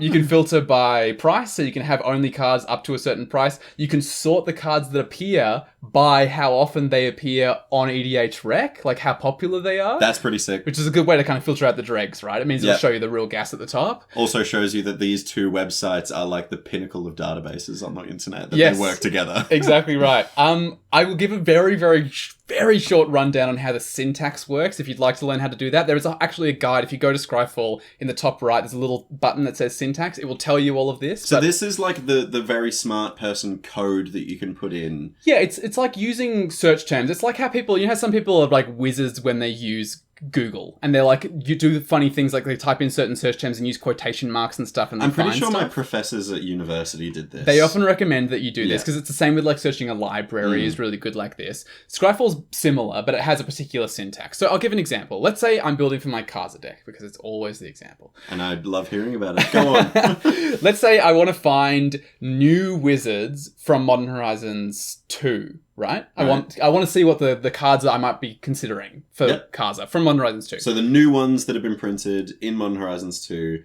and I just... And a legal in Commander for my deck, right? Yeah. So we're in red and blue. And yeah. Okay, I'm with you. So the search terms I'm going to put in. Firstly, I'm going to put in legal, EDH, or Commander. So that's going to only show me cards that are legal in Commander. Great. That narrows it down. We also have Commander color identity. Scryfall has a specific thing for this. If you type in CI, Commander identity, and then colon, you can type in, you know, like WUBERG, like WU is white and blue. Mm-hmm. I can do the same thing by searching for blue and red. So it will only show me cards that are legal in blue-red Commander decks now. So I can type in, what's... UR. Yeah, blue-red. Red. Yep. So I can do... CI, UR. Okay, great. I've got only wizards... only blue-red cards that are legal in Commander. So, which is... I'm just going to search this when I get home. That's your list? That's my list. That's all you need. That's all I need. So, yeah, CI, red, blue, legal, Commander. Done. That's all I need. Good to go. So, if I'm looking for Kaza, I need wizards. So, I can type in T:, so type. All right. Wizard. And now it's going to only show me wizards that are printed in blue-red. So that's great. That's already narrowing it down a bunch. Yeah. But I want Modern Horizons 2. So now I can go set, and then you have to know the code for a set. So like Brothers War just came out. I love the set. The code is bro. I love that. Hey, have you heard about the new set magic, bro? Yeah. Why are you calling me bro? You never call me bro. No. The bro. set, the bro. set, bro. What about the set? Bro, the set, This bro. is an Abbott and Costello sketch. Exactly right. So now I'm looking for Modern Horizons 2, right? Mm-hmm. So I go set, MH2. Cool. All I'm seeing now is wizards in blue-red that are legal in Commander from Modern Horizons 2. But I wanted new wizards. So there were some reprints in Modern Horizons 2. So now what I can do, you can add a minus to your search, and this will not show you things with the specified value. So I can go minus is reprint, and it will not show me any reprints. So hang on. So by that line of, let me see if I can get this right again. Sure. Legal, which the code for is L. You just type in the word legal. So legal EDH. Yes. CI UR. Yep. T wizard. Type wizard. Yep. Set MH2. Only Modern Horizons 2. Yep. Minus is reprint. Yes. Shows me all the cards in Modern Horizons 2 that are red and blue that are wizards that are legal in Commander but not a reprint. Yes. Wow. Yeah. So that automatic, and by hitting enter on that search bar, you just find all of them. Yep. It'll show you only the new wizards from Modern Horizons 2 that are legal in Kaza. That's huge. I need to get better at this because I use the advanced search. And which is perfectly fine as well, by the way. Like, you can use that. But yeah, if you want to get really tech, the one thing advanced search is not so good at doing is, like, eliminating stuff. And searching, like, really weird things where you want, like, only if it does this but not this, then, like, learning the syntax is really great. But also, sometimes I do an advanced search and I get, like, 7 pages of results. Yeah. And I'm like, I wish I could filter this down a little bit more. Yeah. That's really cool. Yeah. I'm gonna... Because they've got on the website, they actually show you the syntax code. Yeah, you can go on the Scryfall's homepage in the top right. There's like a little button that says syntax. If you click on it, it gives them a page rundown of how the syntax works. It's huge. I'm going to learn this as well. Yeah. All right. There's lots of really fun stuff that's been coded in. So that is one that I used for reprint. So there's a bunch of different other like tags they've put in for Scryfall. Sorry, I'm just like going off here. It's a good resource. It's a great resource. There's a couple of other ones like is: funny. And it way. It will show you cards that have been marked as being funny. Like so the Scryfall team are like, yeah, this is funny. So anytime someone search funny, this comes up. Exactly. It'll be like they'll include all the uncards in there because they're all basically jokes. But it'll also be cards where like that are known sort of memey cards where like something funny is happening in the art. Like, you know, we all love Fibblethip, right? Fibblethip. Fibblethip. A lot of those cards are pretty funny. Yeah. So like he would probably, if you went Fibblethip, it would pop up. You can do, I don't know if it's... Curious Homunculus is a funny card. Surely. It's a cute card. That's very cute and funny. I think there's a tag. I don't know if it is, but you can search for whether a character appears in the flavor text or the art. What? So if you're building a theme... Yeah. So I think you can go like Jace. And I think it will show you... don't quote me on this. It might not be it might be something else, but there's definitely a way of searching for like flavor wins of a particular type as well. I need to do that for my janky deck. Totally, yeah. Cool. No, great idea. All right, enough about Scryfall. You're done. Okay. Take a break. It's an incredible resource, but look, there's so many other resources out there, and one that is just so underused or so underappreciated is YouTube. If everyone goes on YouTube. Everyone knows what YouTube is. YouTube has so many people out there. We reference a lot of them all the time because we aspire to be them. Tolarian Community College, Command Zone, Nitpicking Nerds. Commander's Quarters. Jumbo Commander. Yep. I've been into EDHREC recently. That's fun. Olivia Gobert-Hicks. Yep. Yeah. Amazing player. But like all of these YouTube channels have their own podcasts, have their own deck techs where they literally go through and build a deck for you, basically. Yeah. And so like, you know, even like Mitch from the Commander's Quarters, he builds budget decks. Yeah. So if you want to build a deck for like $50, watch one of his videos, see what commanders you like, and literally just download the list that he has in the show notes and buy it. I have built, like, more or less one-to-one Mitch from the Commander's Quarters his decks before, especially when I was early and I wasn't so confident in my deck building. Yep. They're strong. They're really solid. He builds really great decks for a great price. Also a great thing, I know a lot of our listeners have precons, and if you're sort of wanting to up the power of those precons, there are so many channels who do budget upgrades of precons. They will tell you at the start of the video, okay, our budget is $50. What can we do to bring this power level of this precon up with $50? Here's which cards we'll take out. Here's what cards we'll put in. It'll go for like 20 minutes, and that's literally upgraded your deck for you. You know? Huge shout out to the Command Zone because they do $10 budget upgrades of every single precon deck. Every new one that comes out, they'll do a video for. Yeah. They're really consistent. It's $10 upgrades too. And like they will also play these decks on their game nights things. So you can even see how the deck plays as well, which is pretty cool. Yeah, no, completely agree.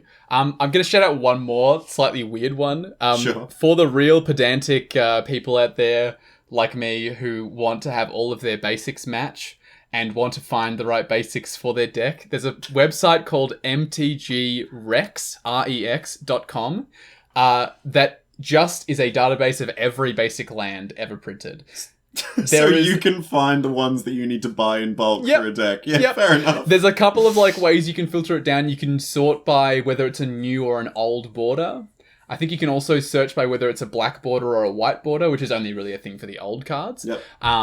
But mostly it just lets you like look at a bunch of pretty art and go, ooh, what's that one? Ooh, what's that one? So if you've got a spare 10 minutes, just scroll through some pretty land art. See if you can find something that suits your deck. I actually just made my desktop wallpaper at work the basic planes from Unsanctioned.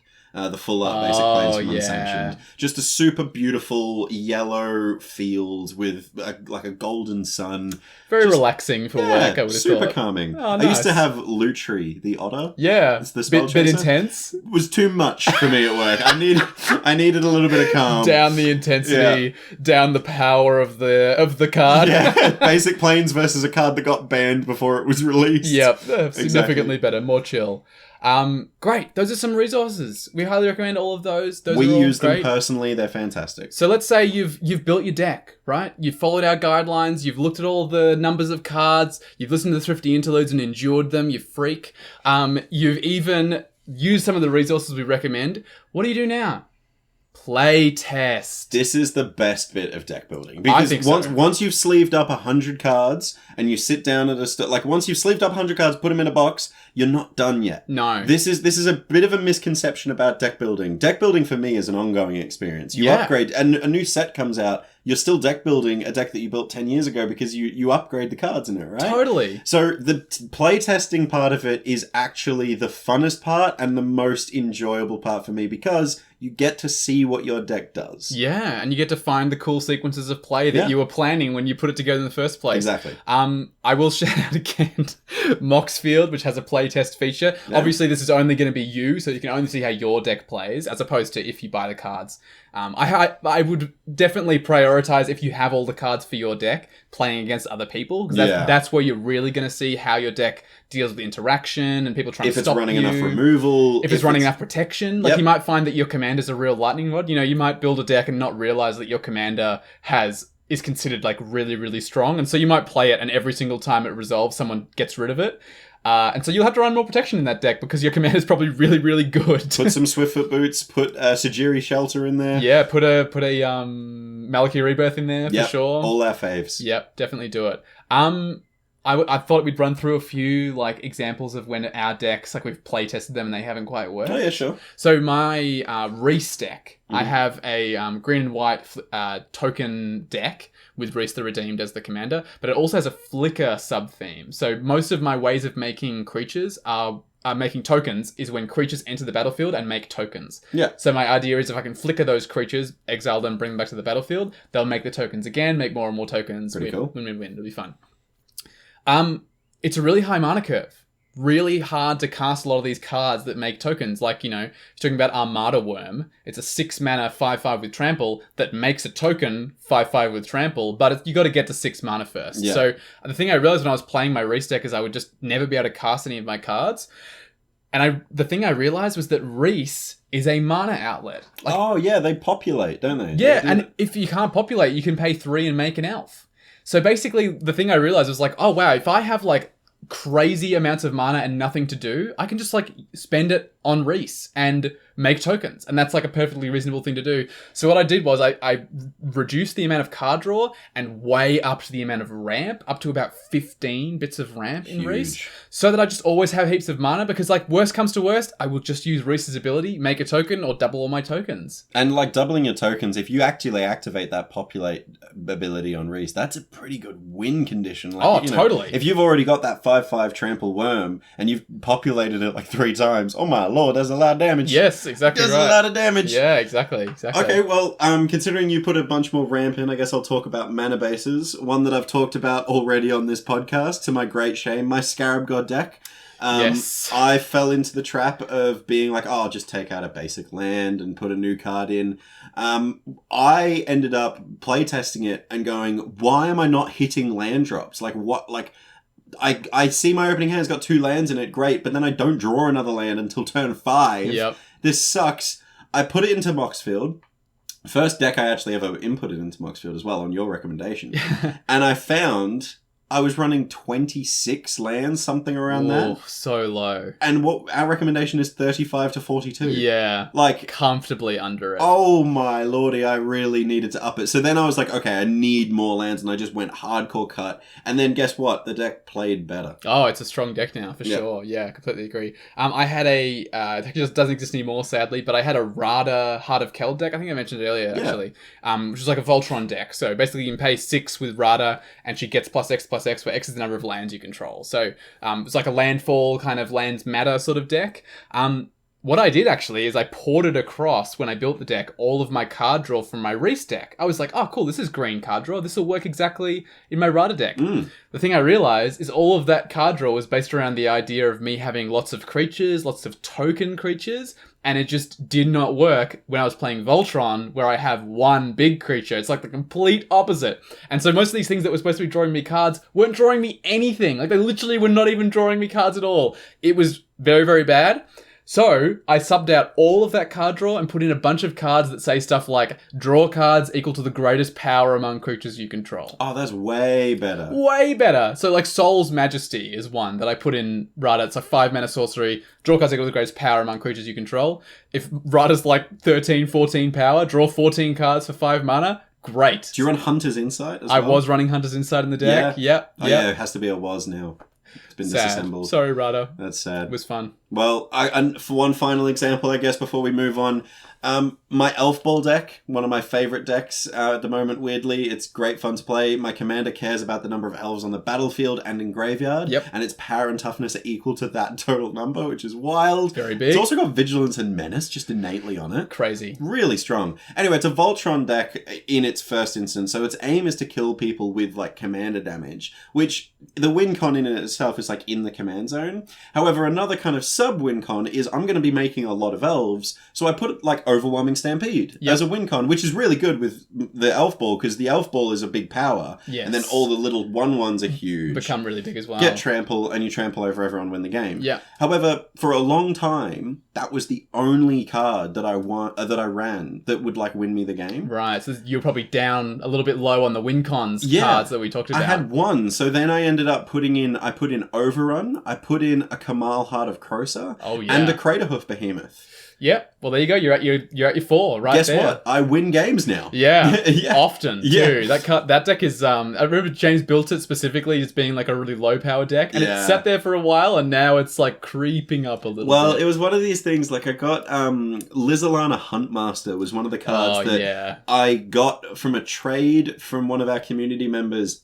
And I got it because I was like, oh, this is a fun elf card. But every time I got it, it was an enhancer in the deck that was so good that was literally just overpowering my opponents. And I was like, wow, this is now getting to a level. And yeah, I had to make that call. Yep. No, got a lot more powerful for sure. Okay. Well, we've covered everything, basically. Did we do it? More or less. That was it? So we did it! Pretty much. So to call back to our command, there are rules. It's important to know them in order to break them. We have different priorities, even me and James, when we build our decks. Yeah. James loves to have lots of, card draw. I love having to think about my turn. So I like having a lot of options in my hand or in my graveyard or access to a lot of things. So yeah, when I build decks, I enjoy that aspect. So I think about including more card draw in my decks. But you're a little bit different. Yeah, I just love anything that synergizes. I love playing like really fringe, weird cards, especially cards that make people go, wow, that's really good in that deck. That's like my absolute goal when I build my decks. And then you can be like, yeah, I use this line of syntax on Scryfall to find it. Exactly right. But look, I hope we've covered for you that, the many different rules that you will encounter when you're building your deck, the way that you want your different cards to synergize, the importance of prioritizing your ramp, your card draw, and also keeping in mind removal, your lands. We're sorry we spoke about that for another hour. But we also talked about like how we pick these cards as well. Throwback to like part 1 of this series of thinking about does it synergize with your deck? Is the card doing just one thing or is it doing 5 things? Or can it have the potential to do 5 things? Exactly. We also talked about what it does on an empty board, especially in terms of enhancers. We generally want to move away from cards that do nothing but by themselves and towards cards that do a couple of things just by having them. Now, as a sweeping statement at the end of this, because we've just given about 8 hours worth of advice on building decks. Walt and I are just 2 casual Commander players that have built a lot of decks in their time, but there are going to be differing opinions across the board. For sure. And we want to hear about them. So if you have any different opinions, if you agree with Sam Black in entirety in running no mana rocks and more lands, tell us. 100% tell us. And yeah, I hope that you realize that the reason a lot of our ranges are so big is because they're just recommendations. Play with them, find the way that works for you, and listen to a bunch of different people. Don't just listen to us, listen to Command Zone, listen to Nitpicking Nerds, go out there, hear a few opinions, and you'll probably land on something that'll be fun for you. But know the rules, and then you can learn when to break them. So... Space Commanders, command received. I told you, every episode we're doing it. We're doing it. We're definitely and we're doing getting it. really in sync too. Exactly right. Well, listeners, do you feel commanded? What new synergies have you learned that you'll be using for the next deck that you build? Do you disagree with anything that we said? And do you have any different numbers that you'd like to use? I'm really, really curious. I've already had great chats with people that have listened to part 1 of our episode series on deck building so far. I'm really curious. Guys, if you see us out in the wild, talk to us. Yeah, tell us what you think. We want to know. We definitely want to know. All right. We've done deck building for way too long now. I'm keen for a bit of a refresh. Let's planeswalk out of Magic for a bit. Sure. It's your turn. Well, where are we planeswalking to? We're gonna planeswalk out of Magic, out of the planes of Magic, and directly into Nintendo's Pokemon. Okay. Not the new Pokemon though. I was about to say, because your roommate was actually just playing. Yes, he's playing it right now. I am playing Pokemon Soul Silver on my old DS. Dude, that's like 10 years old, isn't it? I think it might be more than 10 years old. It's like 15 years old. It's an old game. Look, it's really fun. It uses a similar part of my brain as playing Magic, where it's that, like, how can I optimize? Like, this is the first time I'm playing Pokemon where I'm looking at natures, where, like, Pokemon have, like, an adamant nature, and it means they have a slightly reduced one stat and a slightly increased other stat, and so you can be like, oh, how do I game the system? You know, how do I make my side Where's the exploit? Yeah, how do I make it slightly better? And then, like, you choose your move set, and you're like, oh, it's got to have coverage, because if they swap in a flying type creature and I'm a bug type, I should have a rock type move to do super effective damage against it. It's just like, oh, it's so yummy and gritty. It's nice. For some reason, that's like building a CDH deck for me. Building the ultimate Pokemon team is like, it's grindy like that. I mean, look, I'm not playing competitively. I'm just like playing through the game. Yeah. So take this all with a grain of salt. My housemate has played competitively, and sometimes I ask him questions and he gives me answers, and I go, I'm just going to do it anyway. I'm going to name this Pokemon Cutesy Boy because he's cute. Exactly. And then Stubbs reading the stats and goes, Walt, please don't play him. He's so bad. Please stop Pokemon. I'm like, no, he's a good boy. He's a duck. He's a gold duck. I don't have to play my gold duck. That's a terrible Pokemon. It is bad. He's so bad. He keeps being knocked out. Anyway, look, it's very fun. I also find it's like a really nice activity for the train. Oh yeah, because you work in the city. So I work in the city, so it takes me about 35 minutes on the train to get into the city. So it's just like a nice, like, there's just like, it's so low stakes because there's no time limit either. It's not like a game that you're playing where you're like, oh, I have to do this in like 5 minutes or whatever. Pokemon is just like, you just take as long as you want. So you just kind of methodically work your way through it.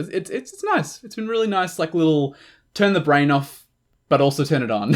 Cool. I love that. Maybe we can... I've got a Nintendo DS somewhere. Maybe we can... We can trade. Yeah, well, if you've got Soul Silver... You can get Heart Gold. I get Heart Gold, and then we can trade, and you can have the exclusive Pokemon. That'd be great. I can evolve my Scyther into a Scizor. Oh, that's the red one, right? Yeah. Super cool Pokemon. Really cool. Love that Pokemon. That's the one that Cooper agrees with me on. I'm like, I want to play Scizor, and he's like, yes, Scizor was competitively viable for 10 years. He was in this tier, and I'm like, that's great. He's red, and he punches, and I like it. He's got swords for hands.